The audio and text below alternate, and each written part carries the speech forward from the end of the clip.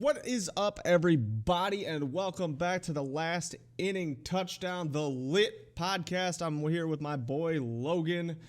We took last week off. We had, with the holiday, Logan was out of town, and then little baby went and had to get a COVID test on Christmas Eve. Turned out to just be the flu. What a world we live in when your 3-month-old having the flu is a good thing because it's not COVID. But made for an interesting time because then I also then picked up some nice sinus issues from that as well. So I had some sinus stuff. You were out of town for the holidays. It just kind of turned into a hot mess that didn't happen. So here we are with the 9th episode. What is up, Logan? How's it going? It's going good, man. Happy to be back. Happy to be back home, back in town.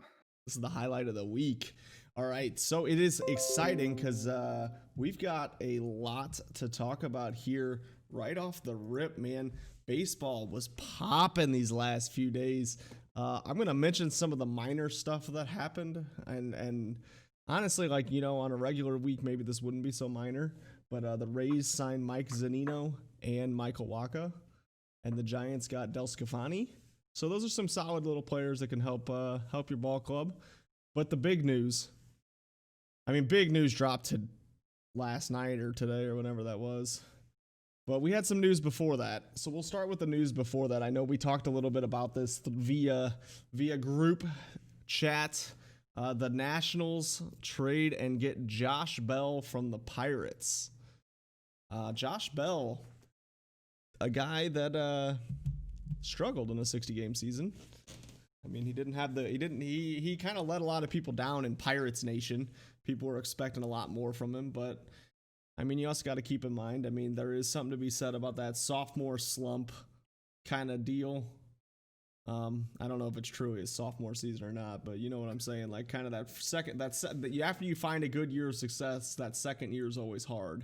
Yeah, continue. And then not to mention that you're doing that in a 60-game season on a team where I can't even name your starting lineup. It was a tough season for him, but my thoughts are that this is a huge pickup for the Nationals. What do you think about that, Logan? Nationals, Josh Bell.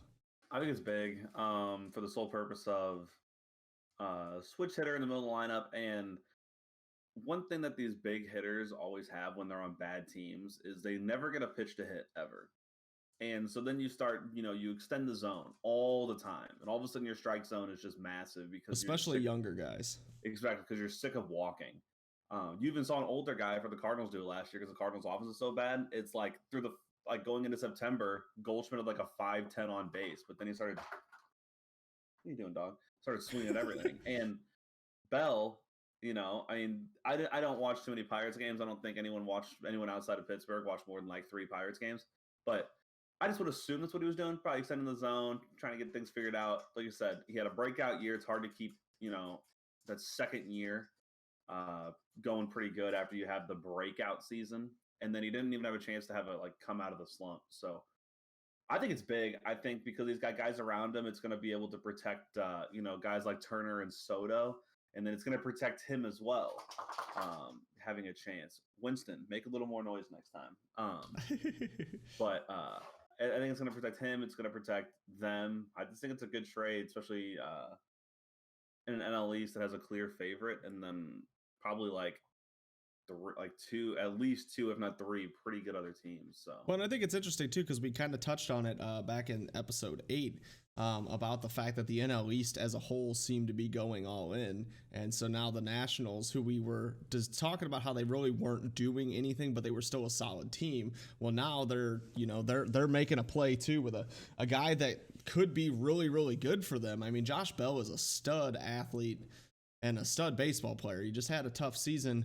So, if he was going to bounce back, a change of scenery on a much better team, that's the way to bounce back from a down year. And, what better place to get a little experience, a little culture than a recent World Series team? A lot of those guys just experienced that. And so now that he kind of gets a little bit of that clubhouse vibe that they've got going on there, I could see him having a pretty big season for them. The only thing he might have a tough time with is the NL East is so strong that it's going to be, if he starts off slow, it might be hard to pull himself out. with a lot I of mean, good pitching. he's survived a decent NL Central, not in the 60-game season, but in the year before when the Cardinals won like 93 to win the division or whatever it was, 92, and the Cubs and Milwaukee were up there in the upper 80s, and Milwaukee actually made the playoffs that year. So I mean, the year he was best, the division was okay. The Reds were okay. The Pirates were horrific. The Brewers and Cubs were good, and the Cardinals were pretty good. I mean, none of them did anything in the postseason, but and then last year the whole NL Central was terrible. And yeah, I think the East really has three teams going in. I think the Marlins are just chilling with, their incredibly young squad, and the Phillies seem to act like they want to do things, and then immediately say, "Never mind, we don't," and so no one has any clue what the Phillies are trying to do. Yeah, the Phillies are very confused. They're kind of the angels of the National League, it seems like. Well, they say they want to go all in, and then they said that we lost so much money, we're not going to go all in. But then they hired a guy who's famous for going all in, but then they haven't signed anybody after hiring him. So it's like I'm confused on what's. Yeah, I assume my thought is that they are all in, that they're just waiting to see how the market plays to see if they can get some guys on the cheap maybe. But I don't know. I definitely think Josh Bell to the Nationals is a big deal. Yeah. The biggest news, something that has been rumored for quite some time. We've talked about it several times. Blake Snell finally gets traded, and where else but Slam Diego, the San Diego Padres add an arm to that pitching rotation that desperately needs an arm. I think that's huge for them. I think that, I mean, you're talking about a guy that's a Cy Young winner, has some World Series experience now, and a guy postseason experience, yeah. And a guy that is getting out of the AL East and going to the NL West. So he's going from tiny park nation to some of the biggest parks in baseball. San Diego is not small. San Francisco, not small. Los Angeles, not small. I mean, so he's got some parks to, a little bit more favorable than he's had in the past. Is there so I don't know. I think this is a huge move for them that they needed to make. The part that is always a little concerning to me is just the I don't know. I think that there's some risk in Blake Snell. I don't know if it's the once you leave the Rays, you're destined to suck, or what it is, or the I don't know. I think the 2019 season kind of has me a little scared. I think his stats in 2019 were rough. And I was concerned in 2019 that he was never going to be a good pitcher again. Now last year he showed he could be a good pitcher again. But I don't know, I was just concerned that this is going to be another one of those, the Rays just traded you somebody who's never going to pitch well again. The Rays obviously are like the smartest team in baseball, right? Because they make the playoffs, or they're incredibly competitive every year with limited resources. So you got to probably put them up there, if not the smartest team in baseball. So they know what they're doing. But yeah, I think they realized Blake Snell was going to sell high, and they thought that there was going to be some regression. Did they know how much regression there's going to be? No, but they knew they could sell high. They had a team with the deepest farm system in baseball looking to win now, not really care about having that deepest farm system in baseball anymore because they're winning games. So you don't need that deep farm system, like the deepest anyway, when you're going to win a ton of games anyway, and you can spend money. And San Diego's going to clearly do that. And so when you see a team like San Diego, so they're like, hey, they probably called up San Diego. San Diego might not even call them because they're like, hey, we got this guy. You got some prospects. Let's get this done. And that's just how like the good teams do it. The good teams, the really good teams, never really never have the deepest farm systems because they always use their top prospects that might take 3 years to develop for right now guys. It's really big in basketball, which makes perfect sense in basketball, right? Because LeBron joined the Lakers and then they traded like 4 first-round picks, and everyone's like, and plus they're like 2 young guys that they're trying to develop for a couple really, really good players, including Anthony Davis. And people are like, well, what does that put them with their drafting in the future? It's like, well, they don't need to draft if they're winning the titles. They got 2 of the best players in the game. We're not looking to, draft a 19-year-old and win with that guy. We're trying to win with LeBron and Anthony Davis. And that's kind of how the Padres are. They're like, we have our guys. This guy. We have our guys. We have Tatis. We have Machado. We have Hosmer. We got Cronenworth. We got Pham. We got Myers. We got Lamet. We got some bullpen.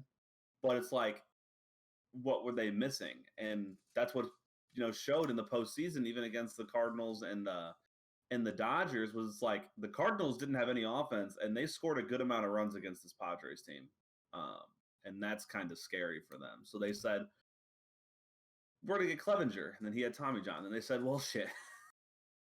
Well, I think what's interesting too is, and I think that this is the part that might be a little overlooked by a lot of people. Clevenger got an extension despite the fact that he got Tommy John, so they have him for a couple years. Blake Snell, they signed the 2 years for, this year he's not going to touch the field, right? So he's going to probably make next to nothing, and then next year he's going to make good money, or they just split it up over 2 years, so it's smart for both teams. So they have Clevenger at least for another season after this. Blake Snell is on has 3 years left, and it's like, I don't know, like 13 or 14 million a year ish. Yeah. That's what it figures out to be, which is extremely cheap. He could have a 4 ERA for that price. Like, you could have a 4 ERA for that price in the current market of baseball. Like, you don't need to be a Cy Young winner for that amount of money. But so they've got him for a couple years. years. Charlie Morton, he made $15 million this year, and that guy had like 4.8 last year. So that's what I'm saying. So he doesn't even have to be as good as he was for that kind of money. But so they're adding a guy not only to win next year, but they've also got him for another couple years, another 3 years actually. And so now they've kind of built, not only are we ready to win next year, but we're ready to win the year after and maybe the year after that. I mean, they're not just getting a one and done kind of guy. They're getting somebody that they're going to get for a couple years. And the saddest part about all of this for me right now is the fact that while looking up some stats about Blake Snell, I realized that I am 2 months older than Blake Snell. Yeah. So that's very depressing for me. But anyways, the Padres did something else too. They did. It has not been official yet. So that's what's weird is MLB's Twitter tweeted this out, but it's not listed on any of the official places yet that it's happened. But the Padres have reportedly also now traded for Yu Darvish, which is massive. Who in 2019 you wouldn't have cared, but after what he did in 2020. Right, he was nasty in 2020. And the thing about 2019, though, is he was really, really good the second half of that season.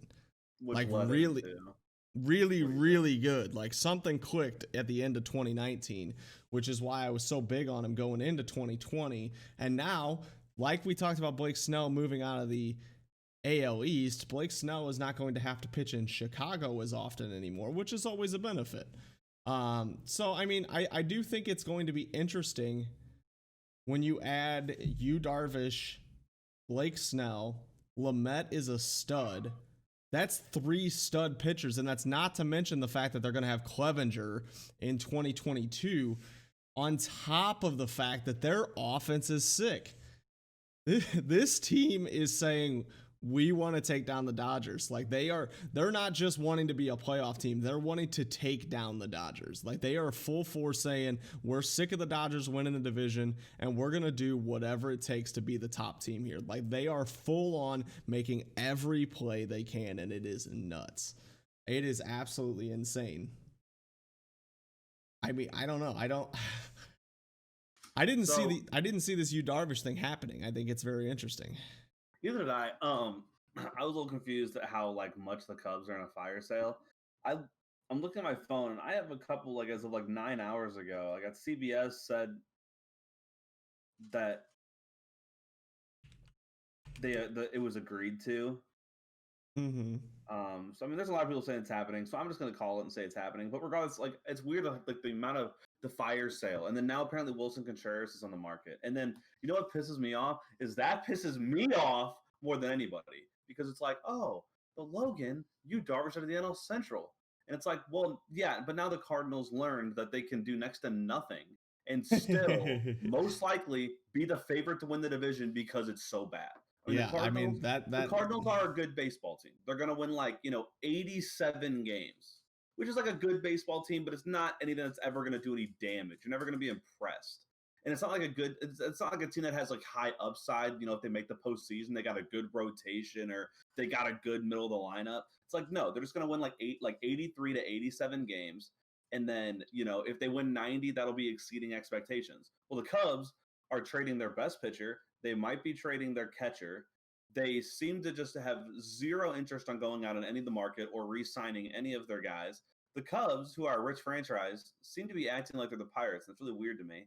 And it's really weird, especially after they played pretty well. I mean, they didn't play bad. Their record was not that bad. It was actually good, especially for the lack of runs they scored. They were horrendous the second half of that season, though. They started off extremely well and then played extremely bad. But if they finish 8 games above 500 in a shortened season, that's fine. You know, you finish like 13 games above 500. Normally, you're going to have like 90 wins, 88, like 89 wins. So, I mean, I think the Cubs. It's weird to me that even though they played bad, I still didn't see them as a full sell. We know Cincy's full selling. We know the Pirates are just awful and have to completely reset. Milwaukee's just whatever, and I've never been that impressed by Milwaukee, even though they've won a good amount of games the last couple of years. Not 2020, but I still felt like the Cubs were the favorite to win the division, and for them to trade their like unquestionable best player in 2020 and the second guy to finish second in Cy Young, it pisses me off as a Cardinals fan because the Cardinals now know we can do nothing and we can definitely win this division now. Even with like 80, I said this in the group chat, like the Cardinals can go 83 and 79 and legitimately just win the division outright with 83 wins the Cardinals pedigrees in the postseason. You know, I'm a Cardinal fanboy. They got the pedigree, but like they just don't have that upside. Like when the Nationals, were trying when they were the wild card teams, they didn't have those 3 starting pitchers that were dominant, plus a MVP guy in the middle of the lineup. It's like they have Paul Goldschmidt, who's solid, and they have a bunch of like number 2s and 3s in their rotation. And as a huge Cardinal fan and a huge lover, I knew they weren't going to do much, but now they're going to do nothing because the Cubs proved that we're just dumping salary. So it went from them doing like they needed to do a little bit to they're just going to do absolutely nothing. I think what's always interesting about the Cardinals too is it always seems like it's one or the other. Like they either beat up on the teams in their division or like have no business like playing tough matchups against like the Pirates. It's like they either beat up on everybody or they like split series against the Pirates when they've got nobody, or they split series against these teams that are nobodies. And that's got to be frustrating as a Cardinals fan too, like to see your team, like it seems like the good ones always split series against the bad teams and then the bad team runs the division. It's just weird. Well, the best teams were in the middle of the 2000s, and they kind of ran everything. And then in 06, it's like, oh, they only won 83 games. They made the postseason. They're lucky. Well, it was lucky, but that was the year, Pujols missed 60 games. Edmonds missed 70 games. Roland missed like 100 games. Chris Carpenter missed like half the season. And then guess who they were all healthy in the postseason. So all of a sudden they were like, hey, we actually are a 100-win team, a team that won 105 in 04 and 100 in 05. We're like a 100-win team when we're all healthy, and now we're all actually healthy, so we're chilling, right? And then they wound up winning it. This Cardinals team doesn't have that. This is an 83-win Cardinal team that, if fully healthy, they win 83 games. Lo and behold, something happened to Goldie. Because if something happens to Goldie, they ain't scoring any runs. The biggest chance they got to win more than 83 games is the fact that everybody else in the division might just be so bad that they end up winning a lot of the division games, which then propels them to be like an 86, 87 win team. The Cardinals are going to do okay. Like, they're going to be fine because the division's so bad. But somebody's got to win it. Somebody has to win the division. Somebody's going to win it. It's not like the NL. It's not like the friggin' NFC East. Okay, the division's not that bad. Where everyone's just garbage, but the division is bad. The Cubs and Cardinals are still the favorites until the Cubs fully just sell out everybody, apparently. But it's just frustrating because I wanted the Cardinals to do at least a little something to survive until hopefully they make big splashes next offseason, which doesn't mean they will, but they'll have the money freed up for, and then either they make big splashes or a good amount of small splashes. I was really hoping to see them do something. I think this either is going to kill them and they're not going to do anything, or they're going to see this as an opportunity to sign one guy and go, okay, cool, we signed one guy and he's decent, And I and they think should that, win us the division. and now So I'm not a Cardinals guy. I mean, I follow baseball, not the biggest Cardinals fan, but I think if I'm the Cardinals, I need to look at this and say this is an opportunity for it to win the division easy. Let's start building a decent team in case anyone else gets good in the next 5 years. Like, I don't know. I do think that they need to sign somebody though, because it doesn't, to me, I don't know. I feel like personally, there's a lot of guys on this team getting playing time and getting at bats because they want to see what they can do. And it's like, dude, this is like the third year of seeing what they can do. Like, give up the dream, go on to the next one. This guy will be a great off the bench bat. This guy's a great fourth outfielder.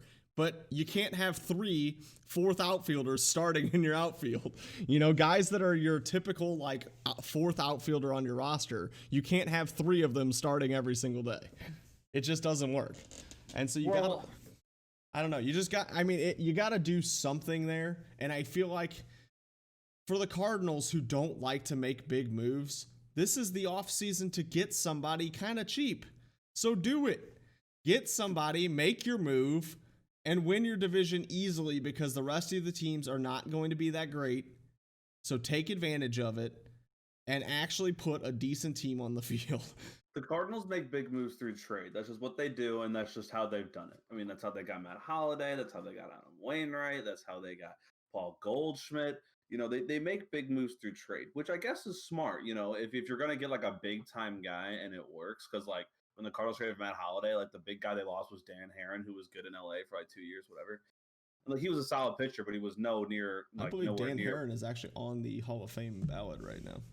Yeah, but there's a lot of people that I've always been questionable. But anyways, but like Matt Holliday, but there's no question that Matt Holliday was way more beneficial to the Cardinals than Dan Herron was to any team he played for. And so the Cardinals just don't make these big signings. And when they try, they're always a bridesmaid and they're never the bride. And they're just, you know, I don't know. It's just frustrating to see they're not doing anything. But, you know, the Cardinals, and you said they have a bunch of fourth outfielders. I don't know if that's just, I mean, Dexter Fowler, they're just living out his contract, and that's frustrating. And but I've actually been okay with his play the last like year and a half, so I'm going to give it to him. But Tyler O'Neill, you know, won a Gold Glove, a batted 180. I'm full in on Harrison Bader being the starting center fielder. A lot of people aren't in St. Louis because they like to blame Harrison Bader for all their problems, even though their problems are like a large problem and not just Harrison Bader. But St. Louis Twitter loves to hate on Harrison Bader. But they love him. They love him when he's playing well. Well, yeah, because he's the guy that you're gonna love. He's really fast, really athletic, can do good stuff on the base paths and defense. And all of a sudden, his OPS is higher than Francisco Lindor's and Chris Bryant's and Christian Yelich's. And you're like, what the hell is happening?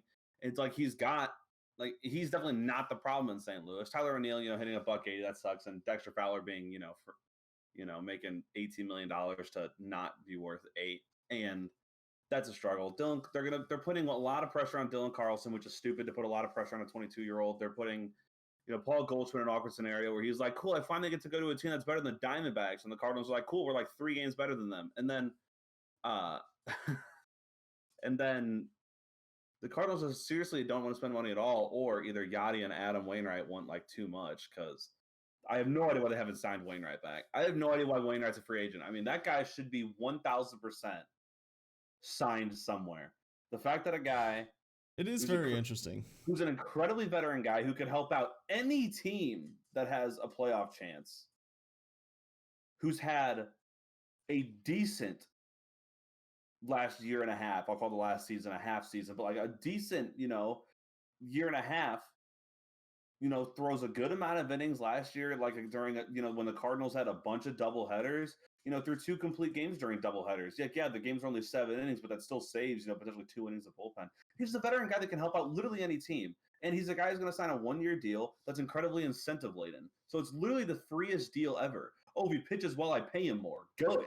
That's what you want, right? If he pitches bad, it's a 1-year deal. Well, yeah, then you're technically never overpaying him. Exactly. So the thing with that is I understand why Yachty's a free agent. He wants to be an everyday starter. He wants to be a guy that's going to lead the league in innings caught. He wants to be a guy that's going to be able to have a lot of power. And really the only team that can allow that is the Cardinals. And the Cardinals are stating they don't really want to. And so understand why Yachty's not signed. Why Wainwright hasn't been signed by an Atlanta or a Yankees or maybe even a San Francisco or a San Diego or a Minnesota. It just makes no sense why a guy like Adam Wainwright, who's going to be cheap, who's pitched okay, who's older and a veteran, who can help these guys, maybe in a White Sox. He probably fit well back with Tony La Russa on the White Sox with those young guys. It just doesn't make any sense. Yachty, I understand. Wainwright needs to be signed by somebody ASAP or they're making a mistake. And I think pretty much any buddy who's followed the Cardinals and even you who lives in St. Louis could understand that. Like a veteran guy who's cheap. What's wrong with that? Yeah, I don't know. It's a very bizarre market so far, and I don't know if some guys are just like waiting it out just to see what happens or what. But hoping the market settles back out. And that's what they announce fans are 100% allowed. I do think that plays into it. I think that there's so many question marks about next season. Like, is spring training even going to start on time? Is the season going to start on time? Are we going to play a full season? Like. Yeah, I wonder if there's a lot of 62 games with no fans, or are we playing like right? I think there's a lot of question marks. With 20% fans, or but I do kind of agree. I think that a guy like Wainwright is an easier sign. I mean, but I don't know. It is just an interesting thing, unless he's one of those guys like you say fits all 30 teams. Like it makes no sense why he's not signed. The only thing I can come up with though is that Wainwright is truthfully just holding out for the Cardinals right now and waiting for them to do something. Yachty. Yeah, or maybe a Yachty. Maybe he wants to see, is Yachty going to go back to St. Louis or not? What's his plan? I don't know. Well, a lot of the big rumor at first was Yachty and Waino were going to go to the Braves together or stay in St. Louis together. That was the initial free agency has started. This is what's going to happen because Atlanta wants to make up for their mistakes of trading him for next to nothing. And then, Yeah, I don't know. I think it's a very interesting offseason. I think we've seen some huge moves here in this last week. I wonder if these moves kind of get the dominoes to start falling, though, because it actually seems like this year teams are more looking to trade than they're looking to sign. It feels like there's a lot of pieces moving without money being spent. So maybe that's what teams are looking for right now. Maybe teams are exploring the trades more than they are exploring free agency first, just to see if they can get something a little cheaper. I don't know. I think that it's also interesting to see a lot of different teams kind of selling off those pieces, like the Cubs are selling off. I don't know. It's an interesting off season so far, and I'm into it. I love it. I love when baseball has good off seasons. I also saw a little Marlins rumor. It's not. I don't think it's too serious. I think it's just within the Marlins community that they would like to snag good old Wilson Contreras from the Cubs. Yeah, that makes sense. So that would be a nice little signing there that I wouldn't, or a trade that I wouldn't mind pulling off. I also thought it was interesting. I saw an account on Twitter that just does Marlins news.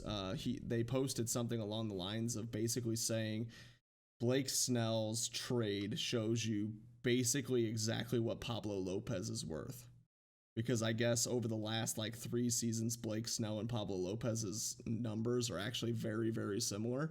And so that basically they're saying now you know what Pablo Lopez is worth because this is what Blake Snell pulled in, and then Pablo Lopez is actually even younger and cheaper. So yeah, but name matters. It does. The name and the awards do matter, but Pablo Lopez was nasty last year, and I'm excited to see him again. I'm not saying he won't be better. I'm just saying the name, the Cy Young, the absolute domination through 5 innings of Game 6 of the World Series and a winner or a loser, win and go home game before he got pulled. That was all that matters in the long run. So, but yeah, I mean the Marlins are good and young. And here's a quick question. Yeah, well, not really quick. That's the only thing I really wanted to ask about for baseball. Are the Padres going to challenge the Dodgers? I think they definitely will. I absolutely do. I think they challenged them to a point last year with no pitching whatsoever. And now, I mean, we just named Yu Darvish, Blake Snell, and Lamet as your they're pitching last year. Your 3 starters there for the Padres. That's not to mention the fact that former Marlin Chris Paddock had a terrible season this year, but that guy's still got a lot of upside too. I mean, he's only 24 years old. I mean, he had a pretty decent 2019 and then had a rough 2020, so that's another arm that could be pretty solid for them. Yeah. I mean, I'm not the biggest believer in Paddock, but I still see like the but potential. but when you look at it, when you're saying Paddock is your 4 starter, I'm okay with that. Like, even if you're not a big believer in him, it's like as a 4 starter, he doesn't have to be a low 3s ERA. He can be a 3.7 ERA, and you're perfectly fine with that, especially with the offense that the Padres have. The only concern I could see the Padres having as a struggle is I do wonder if they're the type of team, and they may not be, but they do have very cocky players. They do. They have very confident, very energetic players. And sometimes you see those players, they start to show off a little bit more than play baseball. And I wonder if that team could end up being like that, where it's one of those teams. I want to say no, but you never know. They could end up being one of those teams that I think the Padres are going to be worse. You think so? Do I think they're going to be? I mean, right now they're the second best team in the NL. If like going back to last year's regular season, I think they're going to be worse. I don't think they're going to be the second best team in the NL. I think that adding all this helps for the postseason run, but I think the regular season run is actually going to have more ups and downs than I think people think. And I mean, obviously, you people can call me an idiot because, like, well, they were the second best team in the NL. You people? Is anybody? Anyone can call me an idiot, right? And say, well, Logan, they just had the second best record in the NL and added Blake Snell and Yu Darvish and didn't really lose anything on their pro rosters. And it's like, well, yeah, I understand that, but I think it's going to be a little rockier than expected. I mean, I have no question in my mind do they make the postseason. Like, they're going to make the postseason, but I think the Dodgers are still dad. I think San Diego is a high school kid trying to body his dad in a basketball game or something and just can't handle it. And I think the Dodgers really benefited the Padres really benefited from playing the Wests. I mean, I think the Dodgers can beat anybody, but the Padres really benefited from playing in the NL and AL West, where just most of the teams were garbage. I mean, they're the worst 2 divisions in baseball overall when you talk about, like, how many games they play over against 500. The Cardinals played 30 games against teams over 500. The Padres played 13. The Dodgers played 13. And you're basically playing, 13 out of 60. That's less than 25% of your teams you're playing are above 500. The Dodgers only played 13 also, though. That's what I said, the Padres and Dodgers. But what I'm saying is they didn't play, and I know that's a part of the reason is because they're winning that division a lot, and they're winning, like they're winning in their division, which lowers the other division teams' records. But when you're spread it out, they're going to play these bigger market, better teams. They're going to play the Washingtons, and they're going to face, like, they didn't face those pitching staffs. They're going to play Washington. They're going to play Atlanta. They're going to play St. Louis. They're going to play the Dodgers. They're going to play whatever AL team they play. If they play the Central, have fun playing the White Sox, Cleveland, or Twins. It's just, I think it's going to be more growing pains than notice because, Texas, Anaheim, Seattle, and Houston were all under 500 in the AL West and really just not that good. And, Colorado and Arizona were pretty horrible in the NL West. So I think there's going to be more growing pains because their schedule is going to get a little tougher. I still have no problem believing that they're going to make the postseason with a wild card team and be able to do some serious damage because of that. I just think it's going to be tougher than people think because they played a really easy schedule, and if they open it up and everyone can play everybody, I think it's going to be really I think it's going to be more interesting than people think. Yeah, I think that the Padres have somehow. I mean, they're freaks too. Don't get me wrong. They've done it. Cronenworth, Machado, and it's just the best infield in the world. So. It's one of those things that, like, what was it? 2 years ago they signed Machado, and everybody was getting on the hype train. Then they were disappointed. And 4 years ago they signed Hosmer. Right, but they do seem to have a very complete team now. And I think very good defensively. And I think and I think the Dodgers have, as of right now, have lost some pieces. Now the Dodgers have always shown they can replace those pieces. Who they lost? They don't They lost Jock, right? And Turner and Jock, and Turner's free still, so they can do whatever they want. Well, that's what I'm saying. I mean, some of these guys they could still bring them back, but I mean they have lost a couple guys where the Padres have only added. And they were very close last year anyways, so I don't know. Jock was that big last year for them. He was big in the postseason, which is because he's his pedigree, but I don't think regular season. But yeah, Turner, that 300 plus average for them over the last 5 years is Yeah, I mean, Jock Peterson is not like a stud player, but what it's Turner. I just mean, losing Turner is. I mean, that's. yeah. I'm surprised they haven't tried to give him 2 years or something. But I just think apparently they're going after one of the big third basemen. So yeah, I don't know. I think that I think the Dodgers. This is the thing.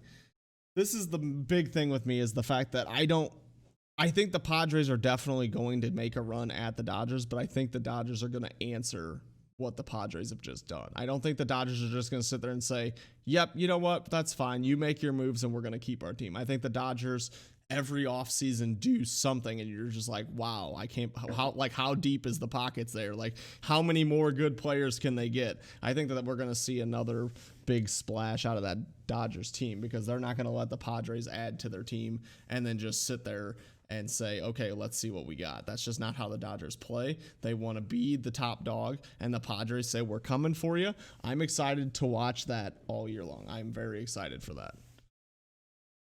I can't believe the Rays got the number 1 overall prospect for Snell. I'm not really. I mean, I don't know. I think the Rays are always getting the best prospects. They always do the best job. Normally they get the best prospects, like a guy like a Rosarina, but I mean, they literally pulled off the number 1 prospect in baseball who was on the Padres, and they said, we want him, and they got him. Yeah, that's crazy. No, I mean, I guess, doesn't hurt to ask, and maybe that's what happened here. It was a doesn't hurt to ask situation, and the Padres said, you know what? We need a Cy Young winner in our rotation, so let's go for it, I mean, I don't know, but I mean, I think that it's one of those things though that sometimes you got to keep in mind in baseball. Prospects are not as valuable as people think they are, and in baseball, there are so many prospects that never become anything because of how tough baseball is. Sometimes baseball as a whole overvalues those prospects and people miss out on getting players who are good right now because they're always sitting on their prospects. And that was actually kind of a statement that I was thinking about while you were talking about the Cardinals earlier, is I think that a big problem the Cardinals have had with trades and any kind of bigger trade more recently, I've heard some insider people, just media saying that they believe that the Cardinals are overvaluing their prospects right now, as in like they think they're better than these other teams do. Like they're like, hey, we'll give you these guys, and they're like, those guys, we don't think those guys are that good, but the Cardinals are like, no, they're really good. We'll never we're not going to give you those guys. They're really good. And they're like, well, we don't think they're actually that good, so we should get more than one of them. So I think it's just, I think baseball has definitely transitioned to a prospects game. Everybody wants that young up and coming guy. But I think sometimes you got to look at it like Blake Snell's 28. He's in the middle of his prime. He's already won a Cy Young. Like, you want to win now. That top prospect could be good in a couple years, but you want to win now. You've already got a good team. Go get your player.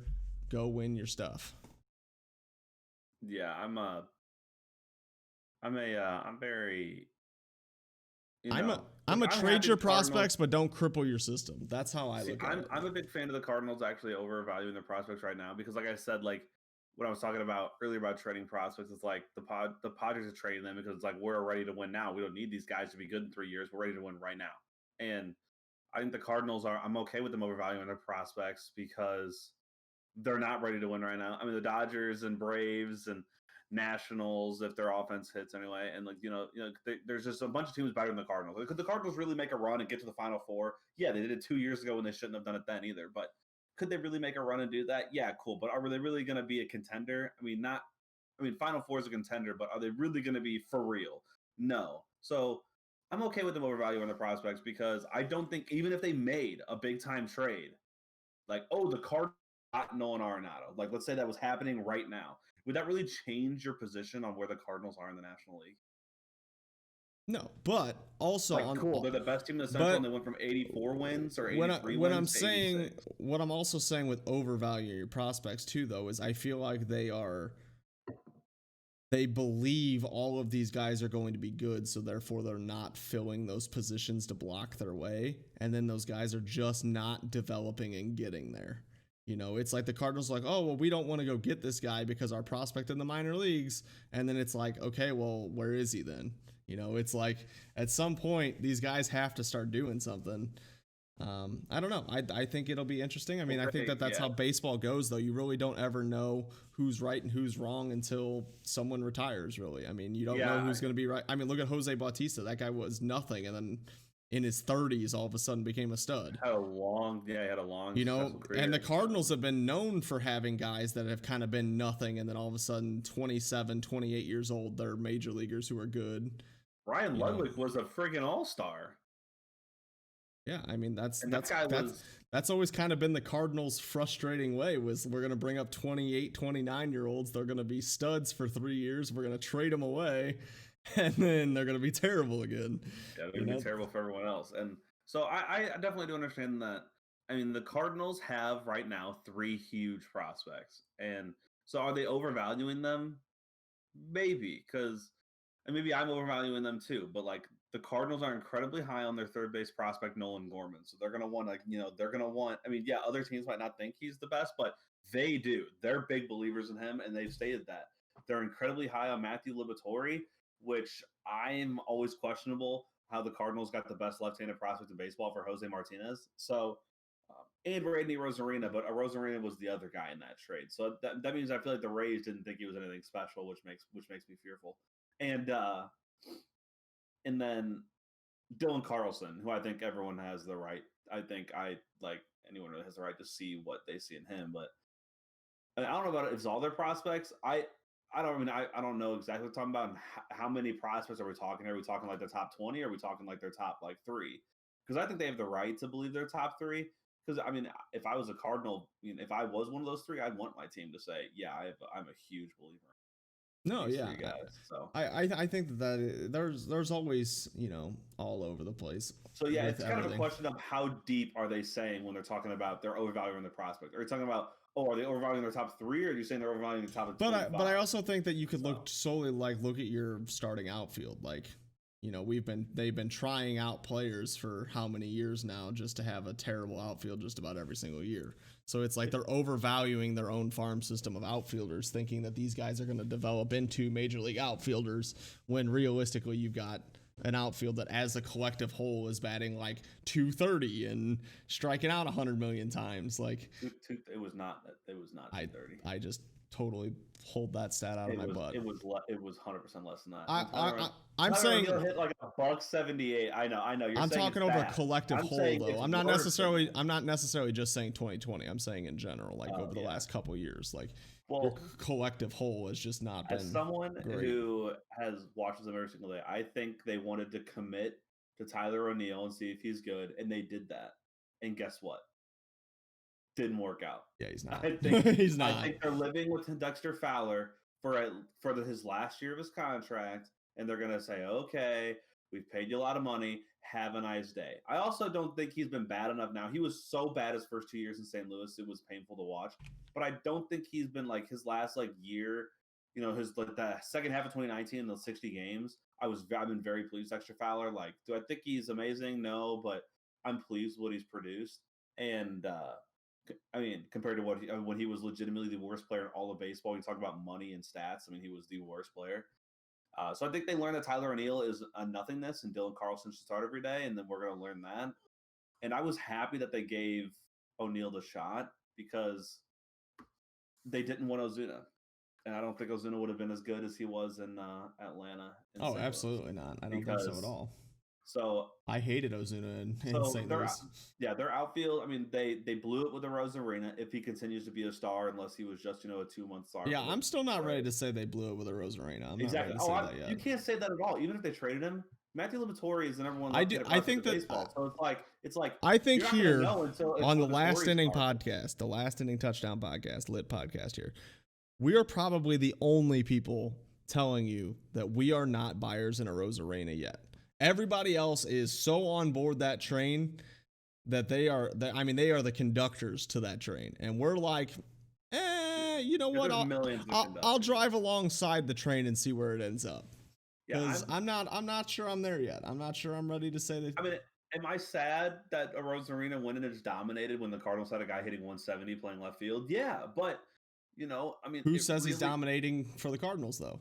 Exactly. Who says he's going to dominate for the Cardinals, and who says Matthew Liberatore doesn't get called up in 2021 as the number one left-handed prospect pitcher in baseball, and all of a sudden is a difference maker, a game changer, and like a number 2 right out the gate and a number 1 in a couple years. Like that is big time.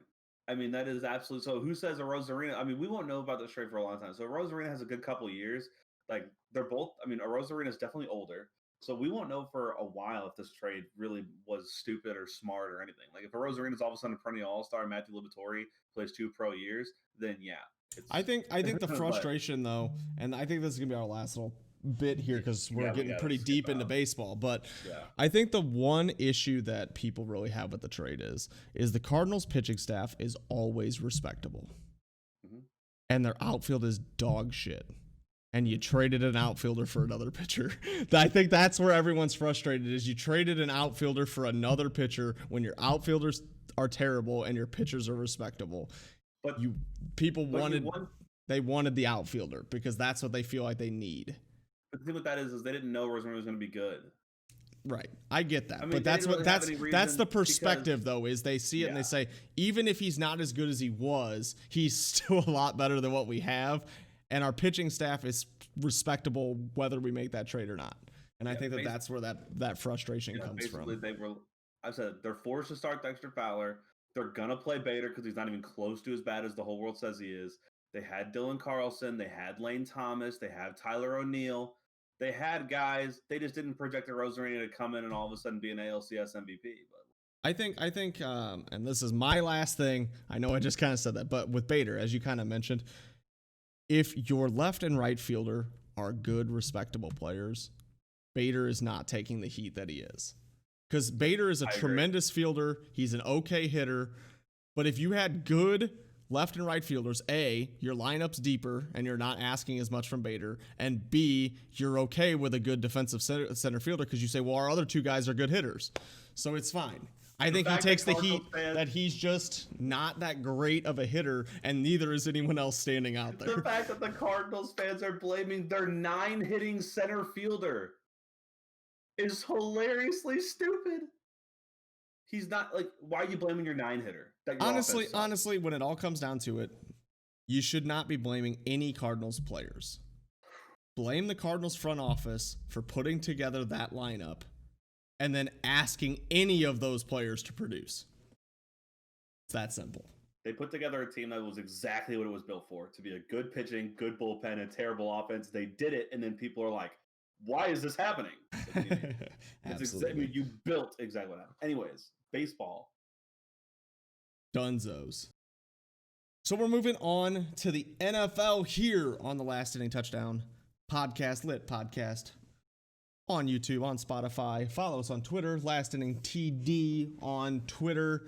On to football. I swear to God, my entire interest in football has disappeared now. And you're out. Because I'm out.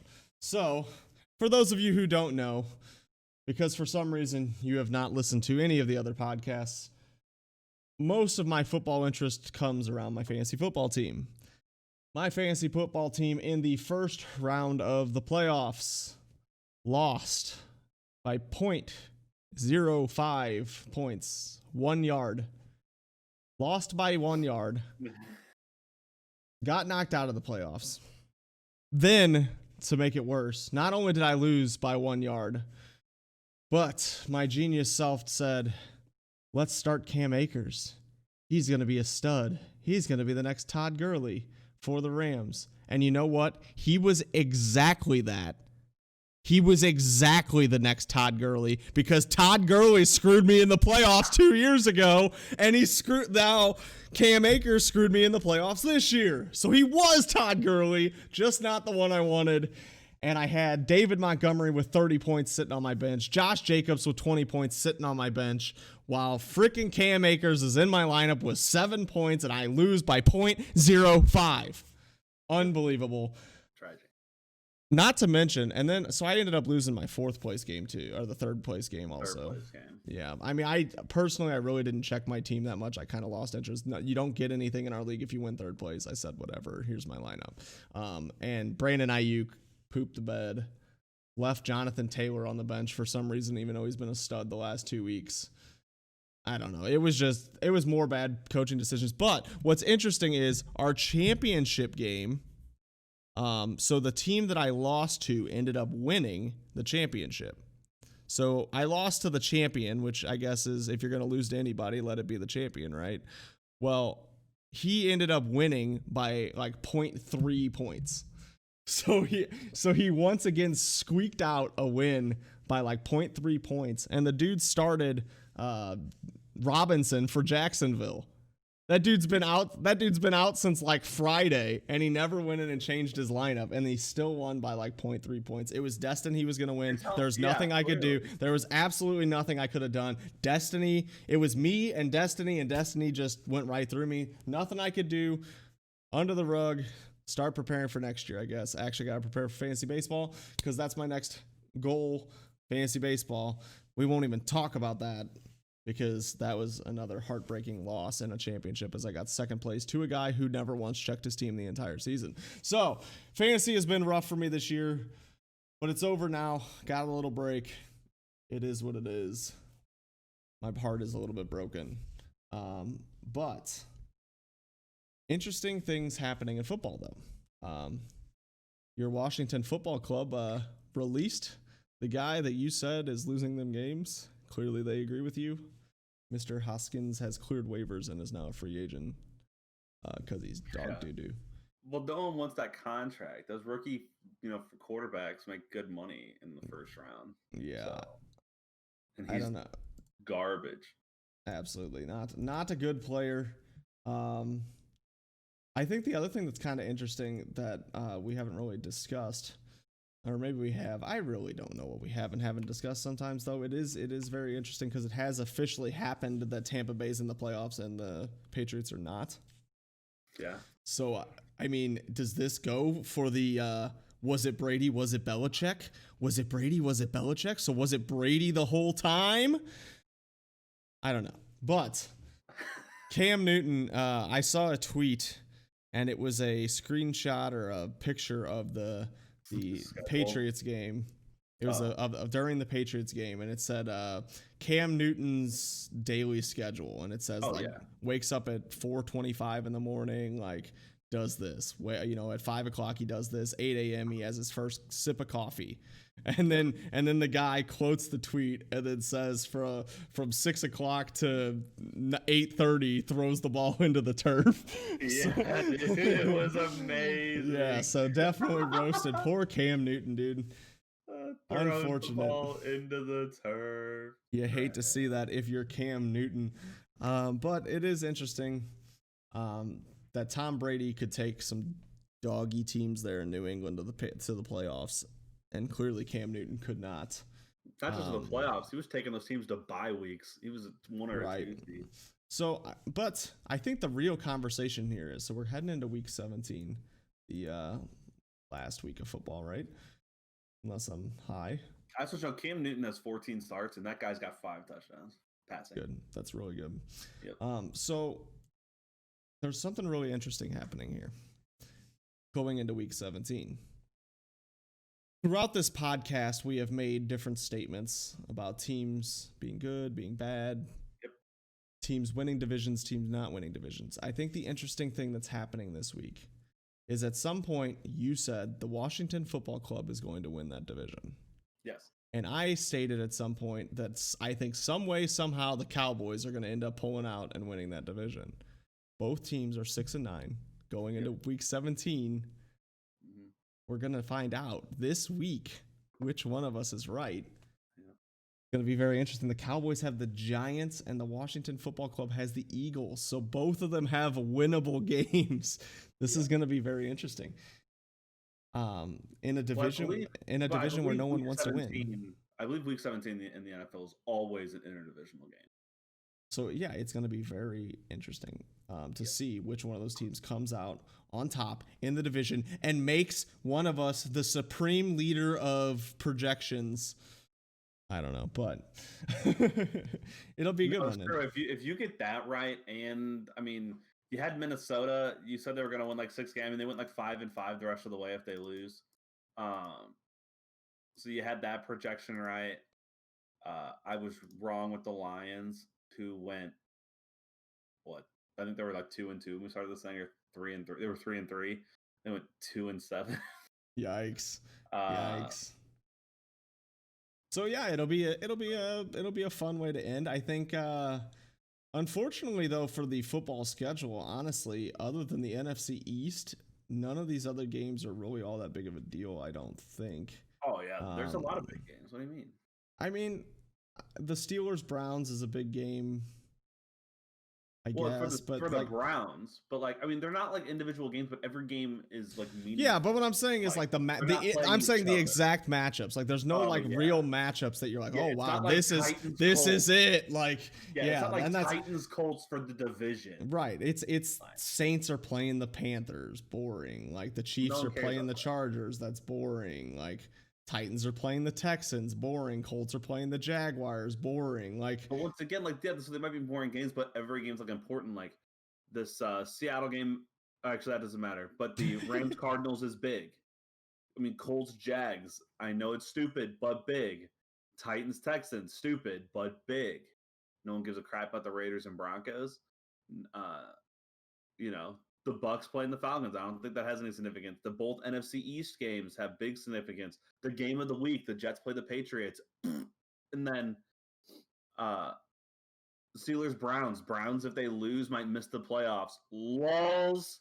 And then and then imagine that. and then the Bears. And then the Bears aren't playing at home against the freaking probable MVP of the league.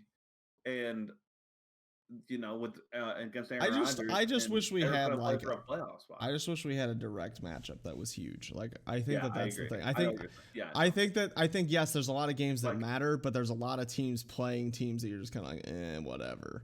But like teams are in different spots, and like the cool game of the week, but once again doesn't matter. Dolphins Bills, like at a 10-5 versus 12-3 interdivisional. The issue is they're 2 games apart with only 1 week left. It doesn't matter. And it matters to seeding. But yeah, I see what you mean. Like there's not like it's not like Washington's playing Dallas. It's not like right. Yeah, it's not like Tennessee's playing Indy. It's not like that would have been win for the division, or the Bears are playing the Cardinals, where it's I'm winning this wild card spot. It's just here we go. Everyone plays someone else, and then just watch the score as you're playing. Right. Yeah, I think it would have been fun to have some good matchups here, and that's okay. I agree, but I think it's bad overall, but I still think it's like, it makes like every game. But what's always interesting about these games too, though, is you've always got those teams that, especially now. So like, the Jets have started winning some games for whatever reason. Yeah, be two good football teams. But what's interesting about that now is you've got a bunch of bad football teams they're motivating their guys, saying, we got 1 week left. Let's spoil the shit out of this season for these guys. Like that, and that's gonna make some interesting games here. Like, and I think it could make for some interesting pick'ems. So I did tally them up, and we're actually in the exact same deficit we were before. We both got 11 right 2 weeks ago, and then last week we totally pooped the bed and didn't make any projections at all. So I'm up by 3. So you got to be mindful of that picking this week, knowing that you need to gain ground on 3 picks, and it could take a lot of upsets to win that there. I do want to point out that haven't the Jags clinched the 1 seed? As like the worst team? Yeah. The Jets are 2-13. The Jaguars are 1-14. But I believe the Jags have clinched the 1 seed, like the number 1 pick, and the Jets have clinched the number 2. That's classic. So that means the Jacksonville Jaguars have won the lottery. I know you don't watch any college football, but Trevor Lawrence is a freak of nature, and anyone who watches college football knows that. But I like Gardner Minshew. Yeah, that guy's a just garbage football player. Yeah, but he's such a meme. It's great. God, all right, so bad, let's get into these pick'ems, boy. Before we start the pick'ems, oh god, I did make a prediction with my guy at work who's a big Bears fan, and I'm 8-0 since we started this podcast predicting the Bears. So I'm gonna throw that out there. He's throwing it out there, still losing. I didn't pick last week on camera, but I did pick with my boy at work who told me to once again pick his team because every time I predicted them to lose, they've lost. Every time I predicted them to win, they won. So he wants me to pick them to win. Who knows what I'm going to say? All right, well, I guess you're going to have to get tricky this week to make up those 3 spots. So the first game I have is the Falcons at Tampa Bay. Tampa Bay. So you got to keep in mind that this is week 17.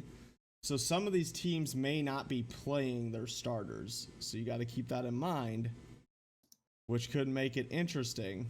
And you could definitely pull some upsets here. So Atlanta at Tampa Bay.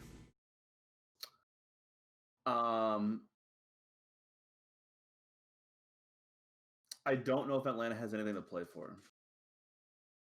They have, and by Atlanta, I mean Tampa. Buns and wieners. They are in a playoff spot. They are second in the NFC South. Well, they're the 5s. They're the 5 seed. Yeah, they're the 5 But the issue seed. that is they have a game lead over the Rams, and did they play the Rams? And if they did they beat the Rams? And then that'll narrow down if this game even matters. But I think they lost to the Rams, so this game matters. I'm going Bucks. Actually, I need to let you pick first, but regardless, I'm going Bucks. But I need to let you pick first so I know what to pick, right? Because you could, if I go first, I could just copy. Yeah, you could. I also, I'm going Tampa Bay in this game. Also, I don't think either way Atlanta wins, even if Tampa Bay doesn't try. I think that Atlanta sucks. So. But they do win some random games sometimes, so you never really know. I don't exactly. know. That's what I was going to say. I don't know. They're winning. You never know. All right, so this projection, I mean, you have to pick against because you need the Cowboys to lose so that your Washington can win. Oh, Giants all the way. So so you got to go Giants, and I have to pick Dallas. I have to pick Dallas. Yeah, sorry, I'm dying over here. Yeah. Yeah, so I am taking Dallas here. Yeah, I think your COVID passed through the mic or something. No, you got the big time game. Jets at Patriots. Yeah, that's why I said the game of the week. Jets and Patriots. I don't freaking care. Who are you picking? I don't know either. I don't think there's any way that Belichick lets the Jets beat him here, so I'm going New England. Going Jets. Oh, Jets. Jets. Sometimes stupid picks, though, are going to cost you. All right. Yeah, but you also have Washington pick. What about this matchup? Minnesota at Detroit. Oh, is that true? Minnesota at Detroit. This is the lit game of the week. Game of the week. Minnesota at Detroit. You have to take Detroit, and I have to take Minnesota. There is no choice here. No choice. For people who missed the early episodes, that's week 2. They said which team's going to turn it around. Like week 2 of the podcast, it was like week 7 in the NFL. Which team's going to turn it around? I said the Lions. He said the Vikings. The Vikings have been better than the Lions, but they could finish with the same record. So here we go. That's fun. I'm going to Detroit. Very fun. Yep. All right. So there you go. There's your fun game. All right. So I think the other thing, I think this is one you're going to make me pick first also. So the Steelers at the Browns. Yeah. Well, I'm going to take Cleveland in this game because I don't think the Steelers are going to care. And so I'm taking Cleveland. I'm going Cleveland. I think you would have liked me to take Pittsburgh there. But what I've heard, Big Ben's also not playing. So yeah, Mason Rudolph is playing. Kevin Rudolph is playing. If they lose, will be out most likely. Imagine being a Browns fan and your team's finally good, and then you don't even make the playoffs at 10-6. Yeah, because the Dolphins play a good Bills team, while a 7-9 team in the NFC East is going to make it. That happens every year. I don't want to hear it. But I'm just saying, the Browns. The Browns finally have a good team, and you go 10-6 or 11-5 and don't make it or whatever, and then a team like that makes it frustrating. I think 3 or 4 years ago, the NFC North did that with an 8-8 Steelers won the division. So AFC North. So I don't. It happens every division. So every year it's one team, one division. I don't want to hear it. And that division that always is bad, that division that's always bad wins the playoff game. As Seattle and the Marshawn Lynch most famous run of my generation, running over the entire Saints defense. That was a freaking 7-9 Seattle Seahawks team that beat an 11-5 Saints team by a lot. Anyways. All right. Baltimore at Cincinnati. I mean, there's no way I'm taking Cincinnati, so I'm taking Baltimore. Baltimore looks good. I know I have to risk it, but I can't. Baltimore looks there's good. Some, but the problem is, yeah, that's the thing is, there's some picks that doesn't make any sense because you're just gonna give it to me then. So yeah, exactly like Pittsburgh starting Mason Rudolph, and the Browns have to win, and there's no solution. They have to win. So this could be an interesting one. Miami at the Bills. Yeah, that's probably the best game of the week when we're talking about actual just pure matchup. But the Bills don't need to win. It'll just matter to seeding if they're the 2 or the 3. Same with the Steelers. And it's also going to matter for Josh Allen on how much he's going to finish by 3rd place in the MVP. And the Dolphins need to win. All right, you go. You take this. Oh, this is tough. I have my pick. Part of me wants to take Miami because Miami has to win. But then I think the Bills are a better football team. But how much of the Bills football team is actually going to be playing?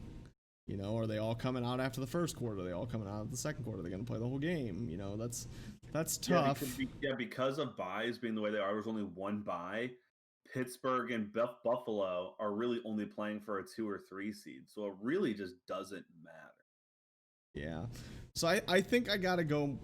I'm going to take the Bills just because I think you're going to go Miami. I'm so pissed. I'm going Bills. Ah, man. Damn it, dude.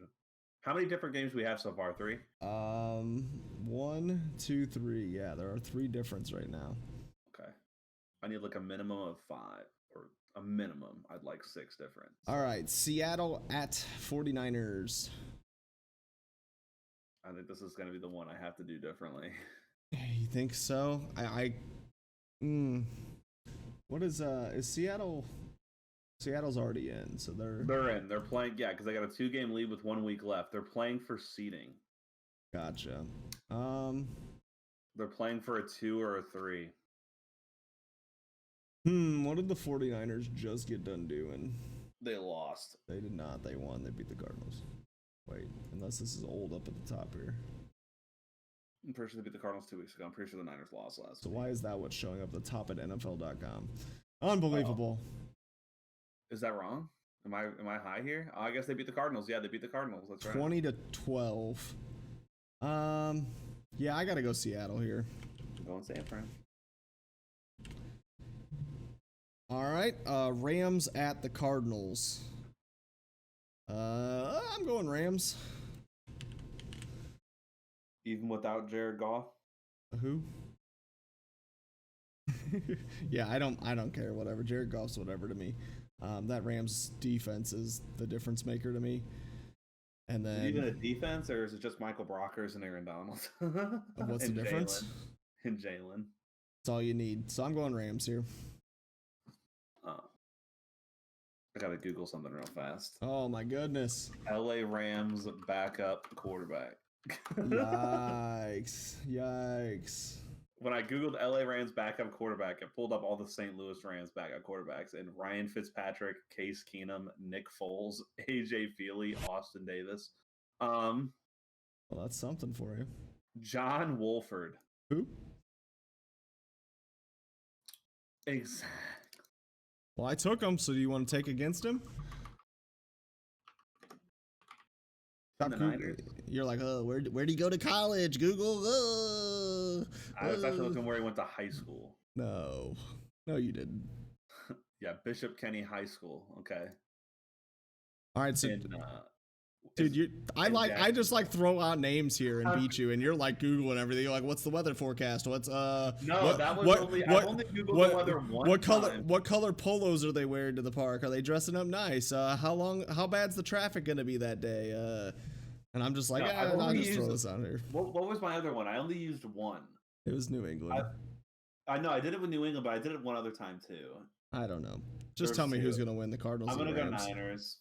Well, we're talking about the Cardinals and the Rams. Oh, so. Cardinals Rams? Like you said, it was Niners Rams. What the fuck? No, the Niners are playing the Seahawks. You took San Francisco. And I took San Francisco, so I'm going Rams. All right, even with what's his face at quarterback. Yeah, I'm I'm a big believer in my dad hating on the Cardinals, so I'm gonna go. I'm gonna go. I'm assuming this is a giveaway here. The Colts versus the Jaguars. I'm obviously going Colts here. Yeah, Colts. I can't risk that, dude. That's a must-win game versus a team that's gonna get Trevor Lawrence, dude. They're gonna come in next year hype. I would assume this might be the same way. Tennessee at the Texans. I'm taking Tennessee. Taking Tennessee. Tennessee till I die. You're the only 10 I see, Logan. Oh, you can't see me. I mean, that's true. I can see you. You can't see me though. Yeah, I can't. All right. The 7-8 Raiders versus the 5-10 Broncos. Yeah, one of the games of the. I'm going Raiders, but not a good game. I'm going Raiders. See, that's one of the games where I don't want to pick different. I've already picked enough different. I don't want to. Here's another one. I assume Chiefs at Chargers. Well, the Chiefs though don't really. They're not really playing for anything though. They're also not that good right now. I'm gonna go Chargers. Whoa. The Chiefs play to their competition, and then they're gonna be playing a lot of backups. They got the 1 seed, and they just play their competition. They don't beat good team. Like they don't beat any team by a lot. They make every game interesting, and it's stupid. And they literally might be the worst 14-1 team ever because they make every game interesting, no matter who they're playing. Part of me wants to take KC here just to make this interesting, so I'm going to take Kansas City. Like Packers at Bears. Oh man, Packers at Bears, dude. We got Mitch Trubisky coming in dropping 30 points in 2 straight games. How you feeling? We got them fighting for a playoff spot. We got my flawless Bears record on the line. Oh. Either way, you're in trouble here. Why? Well, because you have a flawless Bears record that's on the line. But if I pick the Packers, that's really not that risky. That's true. So, because the Packers are playing for a 1 seed, right? Or do they have that locked? The Packers are 12-3. Saints are 11-4. Seahawks are 11-4. I don't know other than that. All right, you talk. All right, I am going to take Green Bay because I think in very Chicago Bears style, they're gonna choke it here and disappoint everybody in Chicago. The chokeroni pizza. They are going to choke on this season. Everybody that was mad hyped to start the year in Chicago has been nothing but disappointed since then. And now the Bears have made it interesting these last couple weeks for all their Bears fans again, just to choke again and not make the playoffs and be 8-8. They have to win. I'm taking Green Bay, so. They have to win, which means I'm taking Green Bay. See, this is why you lose here though, because now your friend at work has a losing Bears team this week, and he has to be disappointed. But technically, if the Cardinals lose, they're chilling, right? I don't know. I don't understand the playoffs in this. That's true. So There's only 2 teams in the NFC that are fighting for that last spot. I don't have enough information in front of me to tell you. So yeah, there's 2 teams fighting for the last spot, and if the Cardinals lose and the Bears lose, the Bears are in. All right.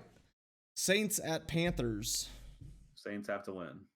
I'm taking Saints also. How many games? Yeah, so I'm going Saints. How many games do I have different so far? 1, 2, 3. I give it 5. Maybe 6. It's hard to tell sometimes. 4. Do you write them on like top down or just next to each other? Like you're in a list and then I'm underneath you in a list. Oh, that's psycho. Why would you write them next to each other? Because I just use the sticky notes on the computer. Because they don't take up the whole screen. It just takes a little section for me while I type and can see other stuff.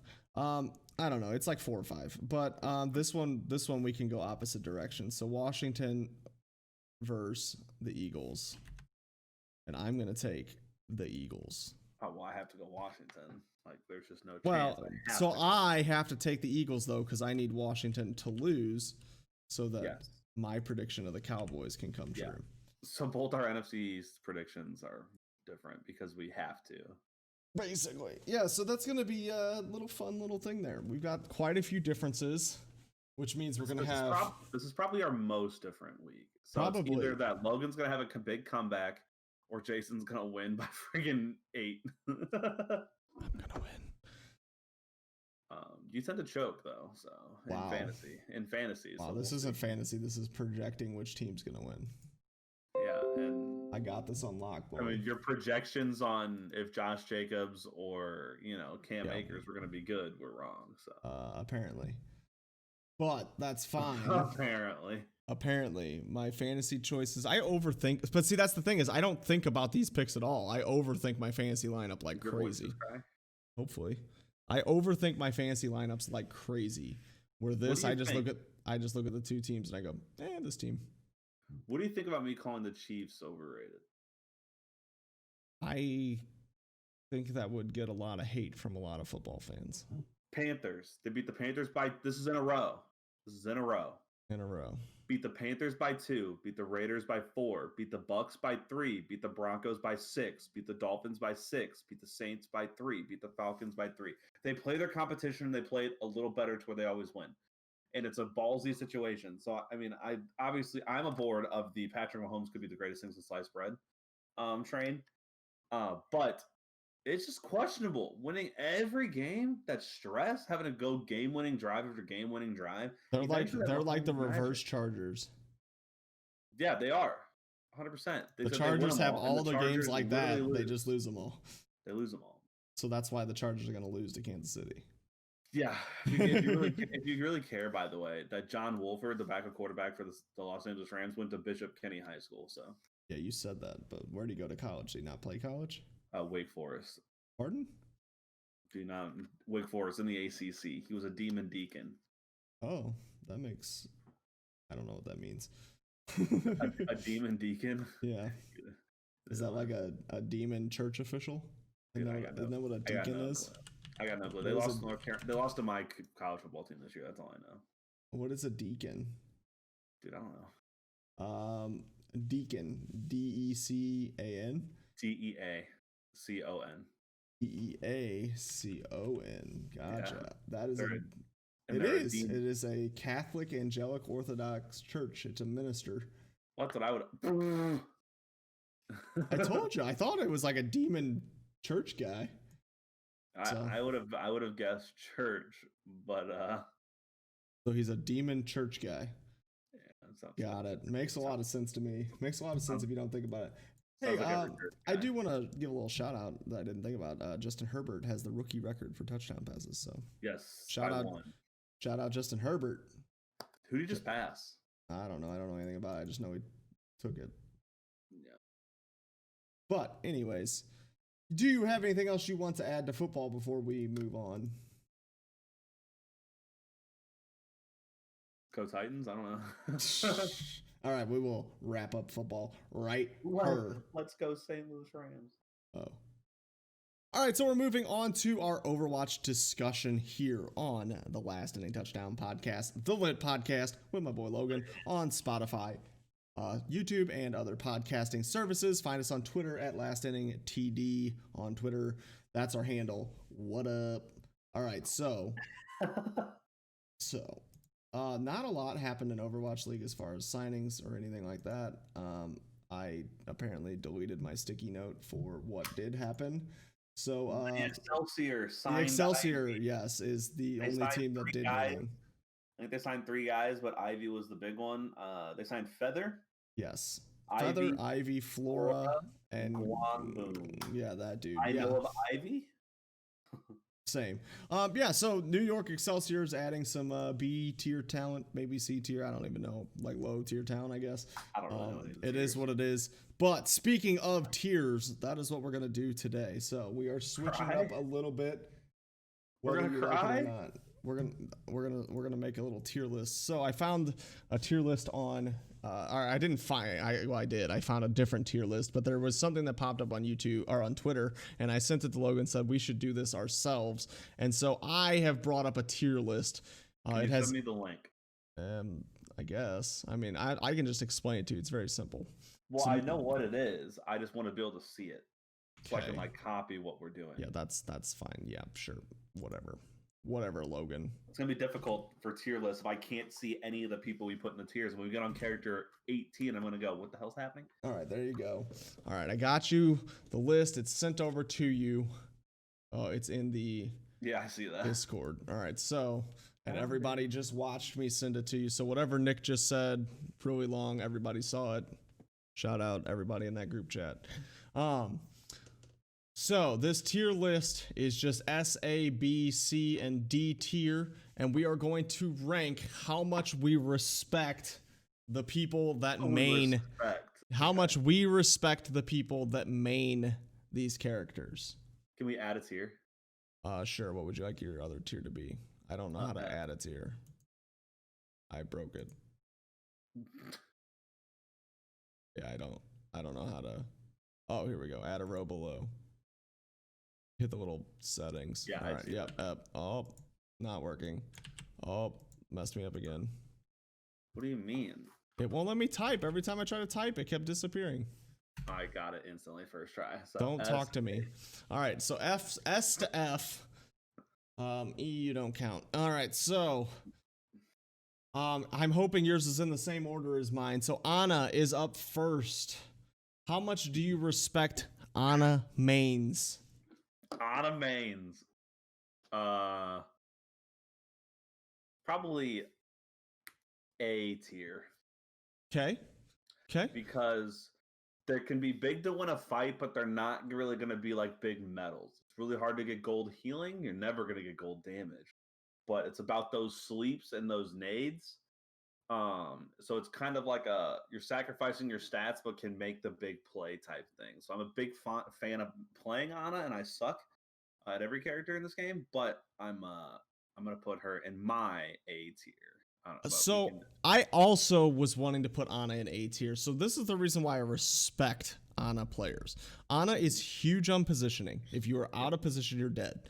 Ana is also a sniper, so like if you can't hit your shots, you are 100% useless. So you cannot heal your team if you can't hit your shots. You can't, sleep anybody if you can't hit your shots. And then basically what I see people do all the time is Ana wastes her nade like crazy, and the good players know when to use it and when not to. So and when to use it on Ana mains, Ana can be very tricky and very important. So A tier to everybody that is an Ana main. Yay. Mercy mains.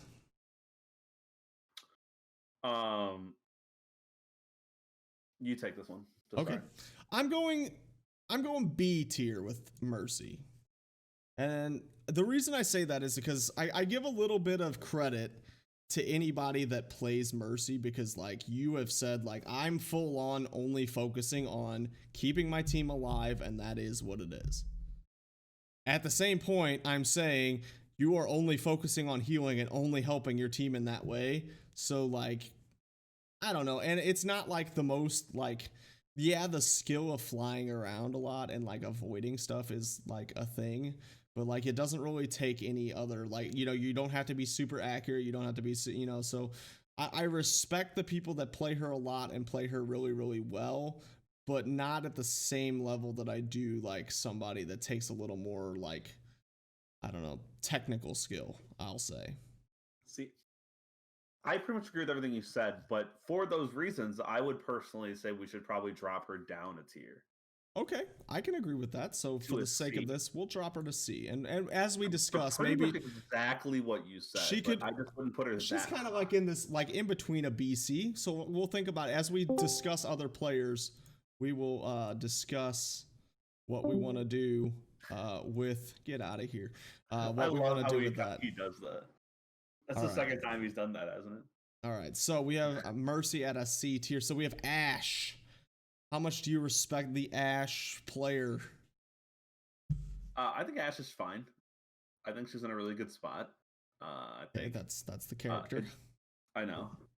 DPS, so can't be too. I'm gonna go B tier with Ashe. I mean, there's a lot of people that want to play it, but it's also because she's meta too. Mm-hmm. When she wasn't meta, she was not being played. Exactly.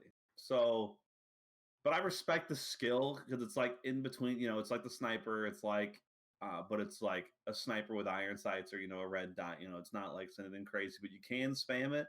You got a good nade, you got a good jump. I respect Ash mains. I don't get too frustrated or think it's lack of skill. I think the nade does a little too much damage, but I respect Ash mains. So I kind of put Ash in the same spot in my mind. My thought with Ash is, of the snipers, like when you think Widow, Hanzo, Ash is the only one of the three that doesn't one-shot headshot anybody. So like you kind of have to deal with that if you want to be good with her, and so that gives me a little more respect for the player. But you also have the ability to not aim in and just spam damage into somebody close, and she's also got the easier escape of like, you can use your coach gun and kind of shoot yourself away when you get into trouble, where where Widow kind of has that, you have a way to get away, but a lot of times you used it to get where you are. So, and then like like a McCree doesn't have a lot of escape. Hanzo can kind of dash, but not super far. But he also has the storm arrows. But what I'm saying is, as far as escaping, like Ash has the easy, most available escape that works the best. Yes, that's correct. So I kind of B's fine with me. B's fine. Okay. Next on the list is Baptiste. I'm confused by the order of this. I don't know. Alphabetical, except Mercy. Anna, Ash, Mercy, Baptiste. Yeah, that makes sense, dude. Maybe it was Angel. Maybe they typed in Angel. There you go. All right. Anyway, so Baptiste, how much do we respect the Baptiste player? So here's the deal.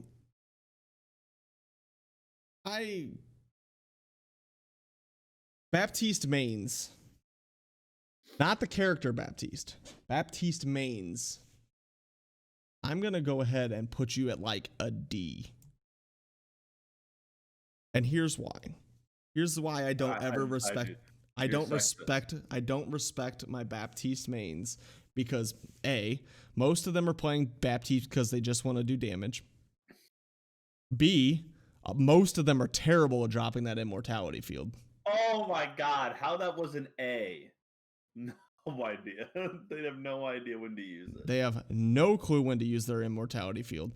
They're almost always doing damage, and Baptistes always seem to be out of position. These Baptiste mains drive me crazy. For that reason, they're in the D. Now, don't get me wrong, top tier Baptiste, you're not even in this discussion. But the typical people that I see playing Baptiste, those are the issues I see all the time. I agree. D. I agree. I think putting him down there, I think his Ant Matrix, he gets incredibly quickly, which they've had to nerf like 4 separate times to make it longer. Yeah, that's the other thing. His character's like almost always meta, and still people are terrible at him. Yeah, like exactly. The players don't know how to drop in a freaking immortality field that you get hit by a Sigma ult. Unless you have a Zen or a Lucio, you're dropping that immortality field at your feet. That's what you're doing. And then you're going to drop it straight down. You're going to save the 3 other people in the Sigma ult. And there's so many ults like that you can just be game changing.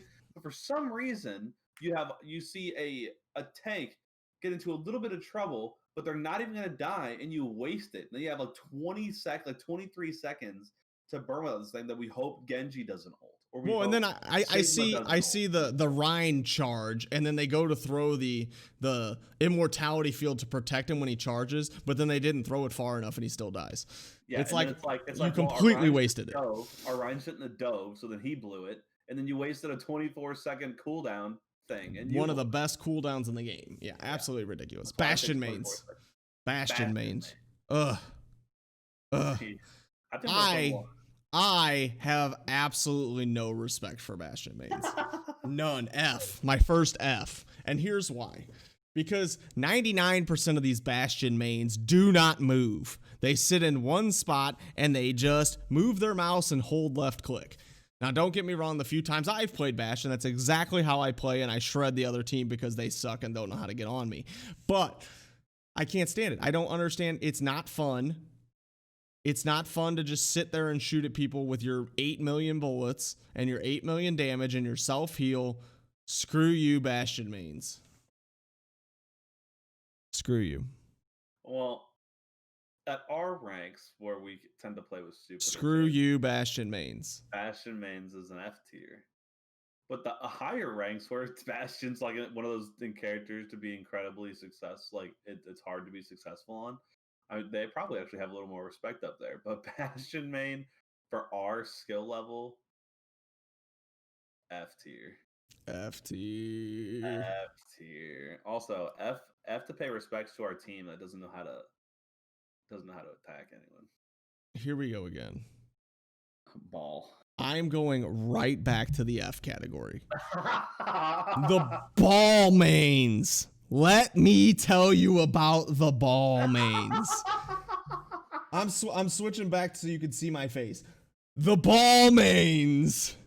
These mans are always on the point, no matter where your team is, feeding alts, getting murdered, and always dead.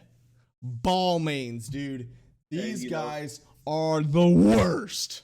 And then you know what they're also They never help. They do not help the team at all. They don't do anything except feed the other team alts, get blown up because 99% of them don't know how to get out of a dang fight. They just dive in there and die with their 800 health.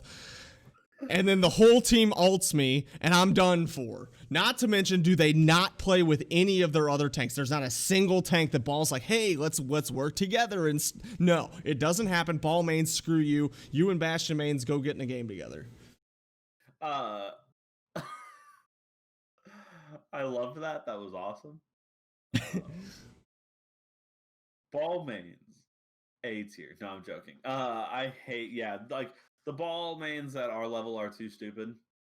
They go and feed ults and they survive, and then they come back, and instead of letting Ana or Baptiste eat 500 health of ult percentage, they're like, I'm just gonna get these 2 fucking megas. Sorry, excuse my French, and just you always drop 1 per episode. I know I do every single time, and they're just going to go roll and get like 2 megas, and then we're gonna get 100 healing, and it's just gonna be worthless. You just fed their ults and didn't even feed our our Ana or our Zen or somebody that like deep, like some of these healers have like pretty game changing ults like a Zen.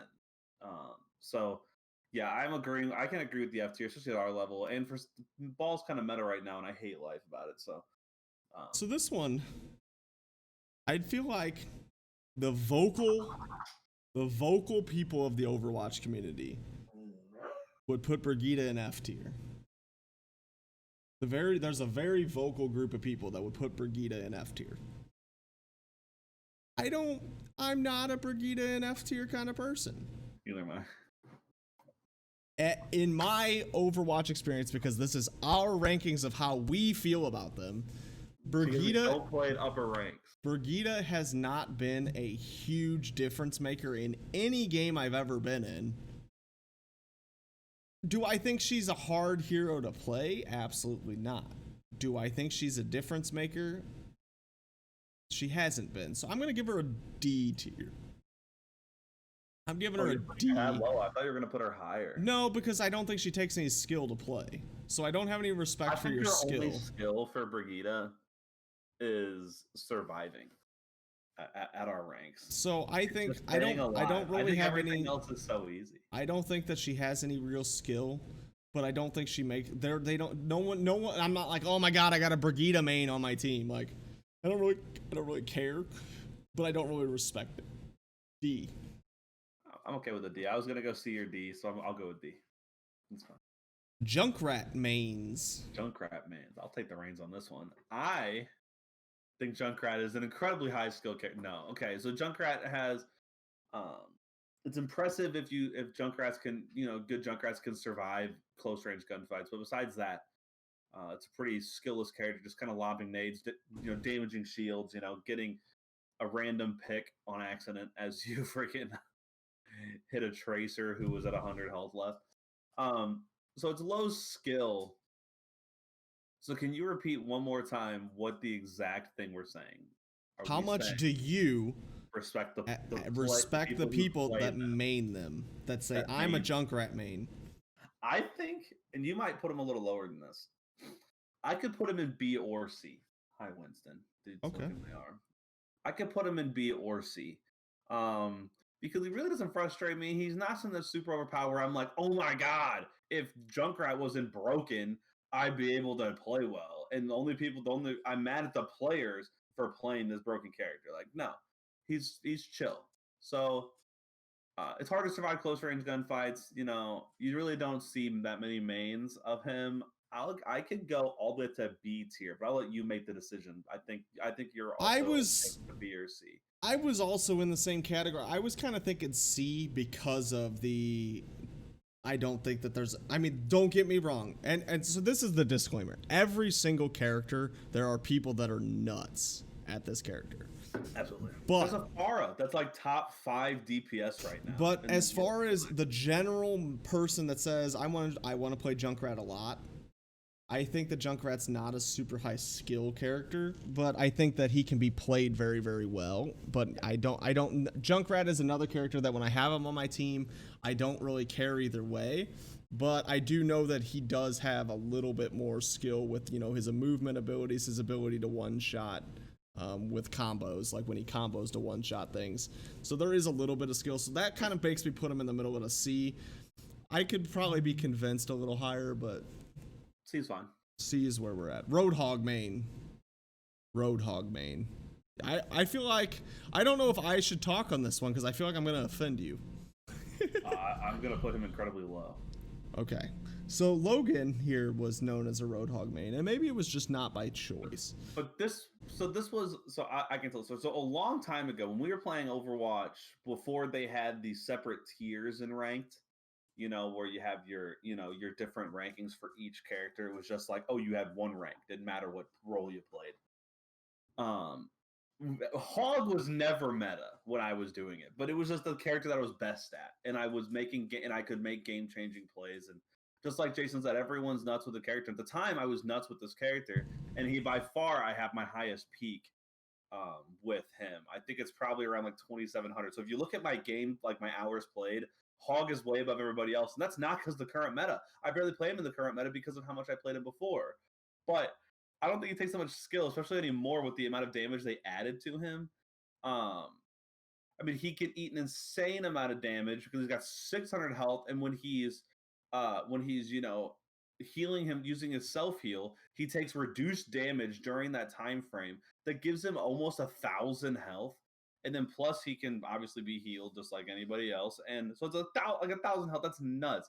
The fact that he can hook anybody pretty much between a DPS and a support and hook them and one shot them, almost all of them, is nuts. With either just the shot or the shot punch combo is nuts. And it really doesn't take that much skill a lot of the time. I never really thought he was the highest skill character when I was playing it. He just wasn't really meta because if you ran into like a good Rhine, you were just never going to hit anybody because you were going to run into a shield. But so I put Hog at like a D. So I actually slid Hog into the D while you were talking, right into the D, boy. Boing boing. Yeah. As you know how I feel. So I actually slid him into the D. That's what I was gonna put him at, and so my reasonings was a little bit different, but on the same note. So my problem with these guys that get in here, they say I'm gonna play tank, and then they lock Roadhog. They've been doing it for however long, because those guys play on their own 90% of the time because they can survive through just about anything. They can make big plays, yes, but most of the time Hog is kind of like the original Ball. He's like the slow-moving original Ball. It's just, except people are trying to make plays with Hog, where Ball, I don't really know what anyone's trying to do. But Roadhog, the reason I don't like the people that main him is because most of them do not play with your team, and they just go off on their own and they think they're going to win the game on their own, and then next thing you know, you never have Roadhog. So I don't know. I put him in D as well. I did that too, because you can easily get like a two-piece, but you can easily just miss your hook and you just wasted 30 seconds. Right. You hit that hook and kill a support, and then you could try to take one down again, and then all of a sudden your team's in a big fight advantage. But like, I agree with that. They play on their own, and not everyone's playing like Super when they won the world title and winning the point, the whole hogging them off the point to get the overtime done. They're always flanking. So I agree with that. This one is going to be one where I think you and I are going to agree, but most of Overwatch is not. And that is Doomfist. This is the one that, in my opinion, most of Overwatch and me and Jason are going to have massive rankings. Doomfist is a character that a lot of people complain about. And they complain because high level Doomfist is game changing. But honestly, in my opinion, any DPS in the hands of somebody super high level is game changing and should be. That's the point of being a high level DPS, is you are game changing, is it not?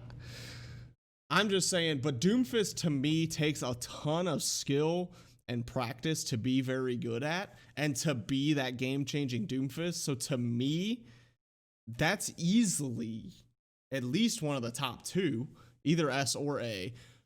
Because I think I don't know that I'm gonna, you know what, I'm gonna say A, and my reasoning is I don't think he's as hard as some of the other characters that are like extremely difficult, but I could definitely be convinced of S because I think that he does take a lot of skill and practice to get to that next level. I already know you love you some Doomfist. A tier, hands down, A tier.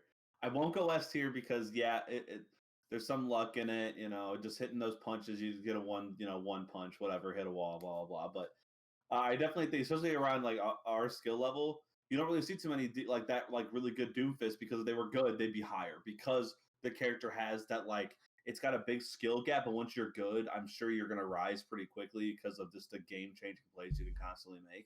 So we don't really run into him that often. I played him. I have a good time. I feel like I could actually be good with him if I really just try, but I have ADD in this game and I just can't just focus one character like I did when I focused Hog a long time ago. Jason's kind of the same. Kind of. Well, he says for like probably like a 2-month period when every day I'd get on and I was a new main. He said, "Oh, I'm a Tracer main," and then I'm a Sombra main, and then after like a week of it, all of a sudden he went, "I'm an Overwatch main." Right. True. So, anyways. I converted to Overwatch main. Be the biggest difference maker between everybody else and us, but we're low levels here. You got to remember that we're like the lower middle. We're in the golds. So seeing Doomfist, I get excited. I'm happy that you agree with me on this. Yeah, absolutely. I respect. That's the thing, is that's what this is. I respect people that have grinded and got that good at Doomfist where you're game changing. All right, D.Va. I don't have a lot of thoughts about D.Va. I don't think D.Va has no ammo limits. D.Va has a thing that sucks up everything like constantly.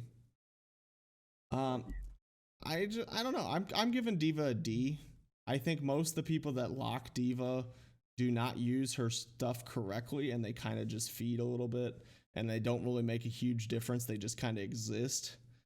And so I think D.Va is just kind of there most of the time. I think the people that lock D.Va that I experience, whether that be quick play or ranked, the D.Va locked in people just I don't even notice them. So I'm giving them D, and I don't have like respect for playing that character. I'll agree with you. I actually had it a little higher, which is surprising considering I hate D.Va. But I am surprised. I have 0 seconds of D.Va played on my PC, and I have like 2 minutes on my PS4 when I bought the game like 3 years ago on PS4 before I had a decent PC. D.Va, yeah, I mean she's got really quick boosters. She's got a quick defense matrix. She's got her rockets. She's got unlimited ammo. But I feel like she's kind of like a way better ball. But like she like feeds people like Hog, whereas Hog can easily hooker, by the way, hooker, and get like a free like 350 damage, and then she just flies away. It's like, well, you didn't even hurt me. I mean, she's got 750 health, plus she can regen on her own if she doesn't take damage long enough, which I'm not saying is OP. I don't think anything about her is really OP. No, I just don't think she does anything. Well, yeah, I really just don't think she does anything. So I'll agree with the D tier because I just don't think she does anything. I think she's more feed than anything. Echo mains. There's not a lot of them. Actually, Echo is played a lot in contenders. I think Echo is a B. And so my reason for that is because Echo on her own, I mean, any kind of those flying characters, it takes some skill to keep yourself in positions and in the air and getting the best angles on people. But I think Echo's ult is kind of the kicker into the B category for me because, you kind of have to, I mean, the ult is useless if you're not somewhat decent with the character that you turn into also. Otherwise you're kind of just like feeding them big time damage because you usually become somebody that's huge and easy to shoot at. So if you're not useful as whoever you ult into, so you kind of have to like be pretty good at Echo and other characters as well. So that's why I gave her the B tier. But she's still not like, Doomfist skill to me. I'm okay with the beats here. I was going between B and C. You really don't have to be like that good with the characters that you get when you ult. You just have to survive for a second because you get your ult so fast with those. But and then when she comes out of her ult, she has all of her cooldowns, which is pretty powerful. A lot of people have problems with that. That's like the main hate on Echo when she loses, her Reaper as she, her ult. She comes out with full cooldowns, and that really pisses a lot of people off that they just got to use full cooldowns and an ult in their ult, and then also gets and then come out with full cooldowns. But yeah, I think she's good. I don't really see too many, overpowered things. I've never really been like, I don't know how many times I've ever gone, man, this Echo is game changing, So. I actually have had a few games that the Echo is really exactly good. Like I said, I just don't know how many times. It's like for you, like that's not. But then I do wonder if it's because my team just didn't counter it also. So I don't know. Exactly. I feel like when they switch into one of our characters, like the characters that's on your team, like you can counter that or learn how to counter that pretty quickly, or just not take certain damage. Like it's not right the most difficult a lot of the times because you see what they're playing. You're just like, okay, as long as I don't allow this guy to get this much damage in 12 seconds, I'll be fine. So this one I kind of almost want you to talk first because I'm not 100% sure how I feel about it, and that's Widowmaker. I think Widow is way too easy. I've never played Widow, and I played a couple games of Widow the other day, just kind of for fun when I was just playing some quick play. And I was instantly making game-changing plays all the time. And all of a sudden I was getting, 3 pieces, 2 pieces like crazy. And it wasn't even doing anything. I was just sitting way farther back than everyone else and instantly killing 2 people. I can grapple wherever I want. I can hit a flying grapple. And then I think she's just way too easy. So I don't really respect anyone that plays her because of how I think overall easy the character is. Yeah, you get caught up close, that's fine. But the only way you're getting caught up close is by a ball or something because you can sit so far back and just fly up, grapple up to where places that like people like Tracer can't reach. So like, let's play a Lucio or like a ball. I have no respect for Widowmaker. I could definitely go F tier here. Wow, that is way lower than I thought. So here's the thing with Widowmaker. The character's too easy. I just think the character's way too easy and can make too many game-changing plays. So any player that wants to do that is either bad and they want to make game-changing plays and doing nothing for their team, or it's just too easy of a character and I don't respect them playing too easy of a character. I did not know really how easy it was until recently, and I was instantly winning team fights by myself without even doing anything. I was just sitting far away. So here's the thing about Widow. To me, Widow is still a skill character because you have to have that, that sniping ability skill. But as far as PC goes, that is a very common skill to be pretty good at, is those kinds of shots. So, but here's the thing for me too. You have to keep in mind that you're making game-changing snipes in quick play where teams are not coordinated and people are just standing out getting sniped. I've less than 2 hours played. I've never played it. So here's the thing with Widowmaker to me is I agree with a lot of the stuff you said that Widowmaker, to me, Widowmaker is a skill, and it's a skill that I'm not particularly good at. So I do have some respect for the people that are nuts. Like I've seen nuts Widowmakers that instantly impact the game and you just like, it changes everything for you. But I've also like played Widow enough too that I understand like there are a lot of times that like, there's not the best angles you can get on teams, and any team that actually pushes you makes your entire game very difficult to play. And so I was kind of thinking more like a C. I don't know that I was going all the way down to F because I think that there's still like that very basic, like you have to be really good at PC to be really good at Widowmaker.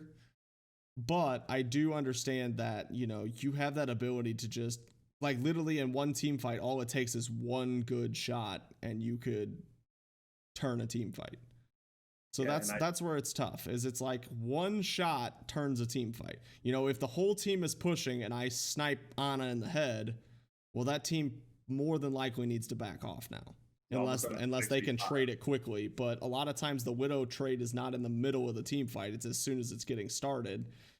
And so then that team needs to back off right away because they're already down. So I kind of was in the middle there because I felt like, yes, it takes a tremendous skill, but it is a common skill, and it's really only one skill, where a lot of heroes take multiple skills. So I was thinking more like C, but I wasn't sure if you were going to try and tell me like S or A. So I was interested to see that you went all the way down to F. That was interesting to me. I think she's complained about it every level, and that's kind of the reason why I say that about the players who play it. I love watching Widow, though. Either an easy character, which was hilarious because me and you had this discussion one time, and we were both so hypocritical of what we said in like a week prior, where you said you like watching crazy team fights, and I go, man, I like watching McCree kind of kill a couple people and like just make big plays. And then like a week later, I go, man, watching this Widow meta is kind of stupid. And you go, I love it, which was hilarious. How I love Widows. In like a week, we were on different pages because look, in that week, Carpe switched to a Widow in a go home scenario and took out both supports in those first like 3 or 4 shots. And while grappling across the map and yeah, made it look sick. He hit a flank on one of those, so it was cool. But yeah, I think the reason why I have it so low is because the character is got the game-changing ability, like playing ability, and overall isn't the hardest character to use. That has, like you said, doesn't have to have multiple skills. Really has to have one skill, and that shows the type of players that play that character all the time. They're probably pretty selfish players and don't really care. And other type of players saying, "Man, I got 3 picks that fight. How'd we lose?" When it was really like 2 minutes and they got 3 picks. So I'm gonna go with. I mean, I went with an F, but I mean, we can raise it to like if we want to meet in the middle as like a D. Okay. Or are you sticking at C? We can meet in the middle of D there. Yeah, I was gonna say, I just think as someone who's not good at that skill, it's hard for me to put her in with those other people. I wouldn't say I'm that good either. But you're considerably better at point click shooting than I am. Yeah, I just wouldn't say that. I mean, I just don't see how I would put her above like a Hog or a Baptiste. Yeah, I don't know. I think she's harder than both those characters. But all right, Reaper. We're gonna be here all night. Reaper. Yeah, we need to not go in so in deep. You say B? B, if not, I don't know. What are you gonna say? So my problem with Reaper is the fact that Reaper is really dependent on meta, but I think the thing is with Reaper, like I lose respect for people that heal themselves. He gets healed by doing damage, and he does a tremendous amount of damage. So there's times that he feels impossible to kill. I'm going C, because when you are because he does have limited range, so you have to be right in the middle of everything all the time, which is tough sometimes. So I went C. You got to play your cooldowns. Genji. Is this? I'd put him up. I mean, I'd put him definitely above Reaper. What would you? I mean, are you on the Genji's like a B or an A, or an S, or are you I'm personally Genji is S. Personally. Nice. Because to me, he is a tremendous skill player. You have to, to really be a good Genji, like you really have to work at what you do. And I know a lot of people don't like Genji players because they're selfish, but it's like to really be good at Genji, you've got to constantly flirt with this. I'm in the back line, I'm throwing things across the map. I'm in the back line, I'm throwing things across the map. And then the pressure of I get my ult, everyone on my team expects me to pop off. I don't know. There's just, to me, I think Genji is one of the hardest characters to play in the game. So I have tremendous respect for people that are really good at it. So I was going to I'll put it S tier. I like Genji. So I'm definitely down to put it S tier. Hanzo, this is an interesting one. I could go F tier. See, that's where I'm at. F tier to me, F tier to me is like they're just awful. Like I can't stand them. I have 5 characters. I have 6 characters in my F tier. When I'm like, I think my F tier is very exclusive here. I know you're F tier. I know you have 4 that are in F tier. And I'm really having a hard time looking at Widow in D tier right now, and that's kind of hurting me.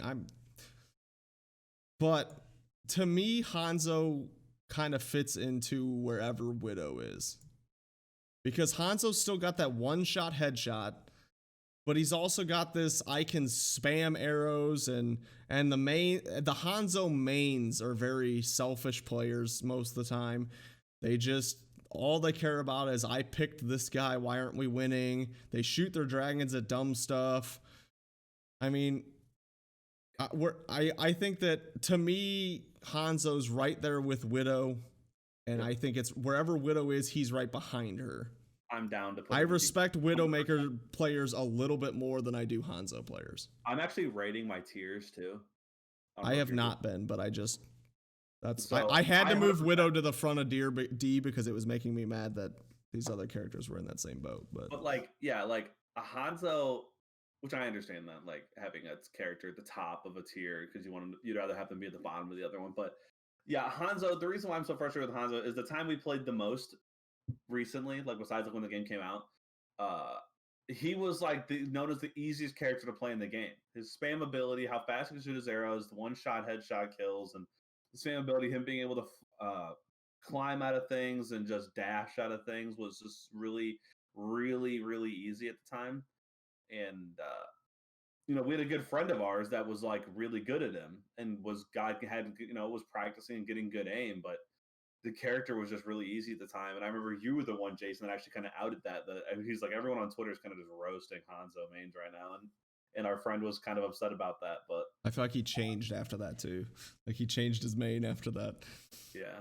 All right. Lucio. I'm thinking Lucio's in B. I think, and the reason I say that is I don't know that Lucio necessarily has any tremendous skills. Like he's not like a huge skill hero, but I think to get any value out of Lucio, I respect you for getting a lot of value out of Lucio. Yeah, if like we're talking because about the character, I'd put him higher, but the players of the character, I agree with the B. I think B is fine. McCree. Are we going to A tier? I don't know. I kind of think of McCree as the same as Ash. I agree, but I can agree with that. That's fine. I was gonna say he's gonna be low A or high B. And the reason I say that though is just because I feel like yes, he does take skill, and he is a more close range skill character, which can be tough. Mm-hmm. But I see him played a ton, which means he obviously isn't that hard if a lot of people are playing him. So I think he's just kind of in the same boat as Ash, like where he's and no matter the meta, he's always decent. Like yeah, he's gonna be good. He's decent. My big thing, and I think that one reason why he's not higher is that stun. If that stun wasn't there, I feel like he wouldn't be used as much for one, and two, he'd be higher because he'd be a higher skill player. Because that stun and then right click is just too easy. The other thing that makes Genji S tier, just to one more time beat the dead horse, is a really good Genji player can turn a game regardless of if Genji's meta. That's all I'm going to say. Really good Genji, just like Doomfist, can turn an entire game regardless if Genji's meta or not, except I think he's harder to play than Doomfist. That was my last little bit. May, F tier, don't even want to talk about her. Hate her. Can we create a new tier and name it Demon? Can I just not put May on the list? Yeah. You're going to have back-to-back F tiers here. Yeah, May, F tier, Moira, F tier. Moira, here's Moira players in a nutshell. How'd we lose? I have 4 golds. Here's Moira players in a nutshell. I'm still holding the click because you can't see that, but that's what I'm doing. Yeah, I just held my click and that's all they do. They just damage, throw a damage orb. I need healing. You're standing in front of me. Why am I not healing you? Oh, because I have to help you do damage. Screw you, Moira main. Screw you, May. No one even needs to talk about May. May is frustrating. She freezes me. I hate her. Shut up, May. I just wanted to know that I know you have one more F tier, but my F tier is done. I don't know that I do have any more F tier. Oh, yeah. I know what you're talking about. Yeah. All right. Orisa. I think Orisa's D. I think she's a very boring tank. I think it doesn't take much skill. Not a fan of Orisa. D. Would you put her below or above Hog? Below. Okay. I think she's like the Bastion of tanks. You just sit somewhere. You just lagged like crazy. Yeah, I mean she's easy. You just put a But shield in front of yourself and you just stand there and hold your click with your billion bullets. yeah, 150 friggin' Farah. I'm going C for Farah. The only reason I say C is because Farah's hard to keep in the air.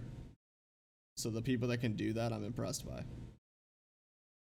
She's just always pocketed. Yeah.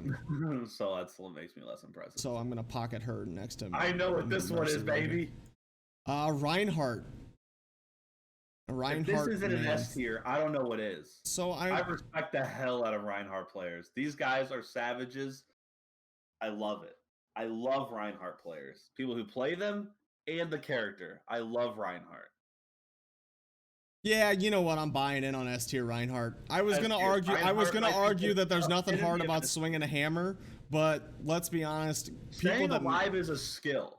Reinhardt is godly. That's all that matters. Staying alive is 100% a skill. And Reinhardt is the epitome of staying alive, taking space, and using your shield and awareness to take space.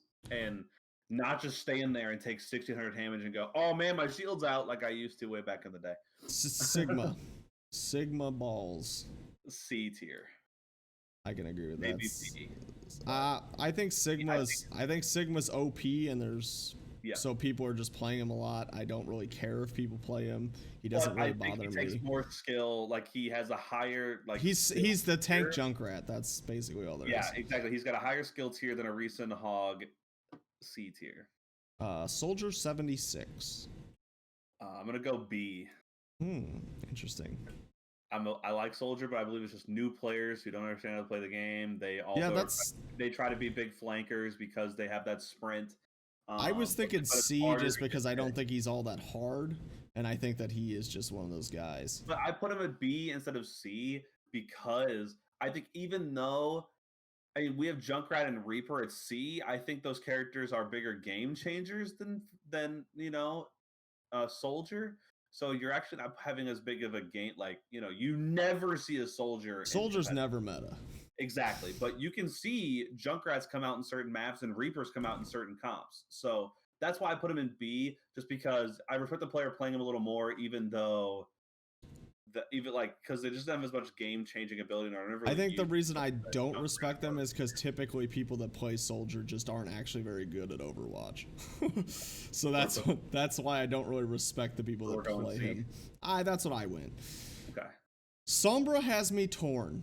Because I love Sombra and I love high level Sombra. We're talking the people who we're talking about the people who play Sombra, which means I do not like them because 99% of them are trash. And you don't even notice they're there. So I'm going D because 99% of the time they don't do anything on your team. So the people that play Sombra don't ever do anything. I've never one time had a good Sombra on my team. Not once. I'm going to go D just because my F tier I also have set for like this the super like. I think Sombra takes a lot of skill, but no one has it. That's why I'm putting it in D because she takes a little more skill. Your last F tier character. My last F tier, Symmetra. Yeah. So here's my Symmetra. I hate turrets. I hate her turrets. I hate her. I hate her. You hate her. She's not my biggest hate, but I don't like her. She literally is probably the one you complain the most about, though. Because she's the most used. Yeah, I know you hate other characters more. You don't really complain about Ball because they're not really they don't really kill you that often. No, I just hate the Ball players. But Symmetra's character, they're frustrating. I cannot stand trying to walk through a point, getting hit in the back by her damn laser, while also she's just chugging away at my laser in front. And it's and she gets more powerful when she shoots shields and doesn't lose ammo. All right, Torb. Torb would be in the exact same boat as Symmetra if his normal gun wasn't so hard to shoot with. So that's why he's a D for me. Because his turret makes him almost F, but because his regular gun is hard to do anything with, he gets up into the D. He gets the D. The cover character. I know what you want. I don't want it that high. But see, this is where I'm torn because the discussion is not what I think of Tracer. It's what I think of people who play Tracer. Yep. And I want to say A. I'm still gonna go high. Yep, that's what I was thinking. I was gonna go A. I want to go A because I have a tremendous amount of respect for the people who are really good at Tracer. Because Tracer does not do a lot of damage. So to do a lot of damage as Tracer, I respect you a lot. The average person I play with with Tracer is god awful, and they change characters like every 10 seconds. So that's where I'm torn, but I do have a lot of respect for the people that are mains of Tracer that are good. So that's why she makes it into A. Winston mains. Winston mains are tough for me because I love Winston. Yes. But I hate most of the people that play Winston. Yes. Because most of the people that play Winston think that the shift button is W. And all they do is jump into the freaking backline at all times and die. But people that play Winston correctly, I respect them. So I'm going to say, like, but his gun takes very little skill. Yep. I'm between B and C. I'll go B. Okay, I'll go B as well then. The last tank, Zarya. I'm also going to go B. I'm also going to go B because it takes quite a bit to know how to use her shields, and you can save anyone on your team's life with a good bubble. Yes, but it's also harder to stay alive yourself because you only have 400 health as well. And keeping yourself juiced. Yeah, so tough. I'm going to go B tier. Now, and I have a strong opinion for this last one. Zenyatta's a tough one for me because I respect good Zenyatta's like crazy because Zenyatta is the least mobile character ever and can be killed very easily. But he's like a glass cannon of supports. The problem I have with Zenyatta is a lot of people I don't even think they know he has a heal orb. I'm sure they do. A lot of Zenyatta mains are just playing Zenyatta so they can DPS in the healer role. I think less of that is true because of Moira. I think that the people before Moira came out, you would see a lot of that. But now because of Moira's more mobile. She just has a no aim talent. And then, yeah. So I don't know what you were going to say letter wise. I think you're actually going to see more people with actually understanding Zen and understanding just having that left shift. So yes, it might not always be on you, but like let's say you're Tracer and I'm playing Zen, I tended to try to leave my orb on you if I could, just so you could fly around the map. But I'm going S tier. I think people who play them, yeah, they might not make the biggest impact, but I think people play them okay. I think they're not played horribly. I don't think they're like Moira where everyone's just, or Baptiste, where everyone's DPS hungry. Yeah, I'm definitely. Doesn't heal as much as those other. I was never gonna put him way down there, but I don't know if I was ready to put him into S. I don't know. That's where I'm tough because his orbs. We are looking at this. His orbs are hard to hit. So I respect people that are really good at playing Zenyatta. Yes. I don't know. You know what? I'll go S with you because here's the deal. A is the lowest. The problem I have with Zenyatta mains is not usually Zenyatta mains themselves. It's the fact that when somebody wants to play Zenyatta and then the other person also doesn't pick a main healer and then we just don't have enough healing. Yes. And so that kind of falls back on Zenyatta, just as much on the other guys. Right. That's not truly Zenyatta's main. So I will back you on this S tier then. Yeah, I'm a big fan of our S and A tier. I think I am biased for Ana, so I put her in A. I could have put her in S, but her kit's pretty OP if you know how to use it and hit those sleep darts and hit those nades. But you also just always have to have a little bit of respect for those people that play a true support character. I don't respect Mercy mains. But to me, Mercy, you just hold left click and fly around. Yeah. Now, I've seen some crazy videos of people dipping in and out of fights and this and that. That's not what your average Mercy looks like when you're playing. But Ana, to me, is a true, I want to heal my team, and if I can do it well, I respect the hell out of you. So I'm down. Yeah, absolutely. This is our list. Way to be. That is the end of Overwatch. That is the end of the Last Inning Touchdown podcast. Thank you guys so much for stopping by. I'm trying to get Logan's face here before we leave. There we go. So thank you guys so much for stopping by. Make sure you hit that subscribe, like this, follow us on Twitter. Make sure you follow us on Spotify. Thank you guys so much. We will catch you next time. Bye.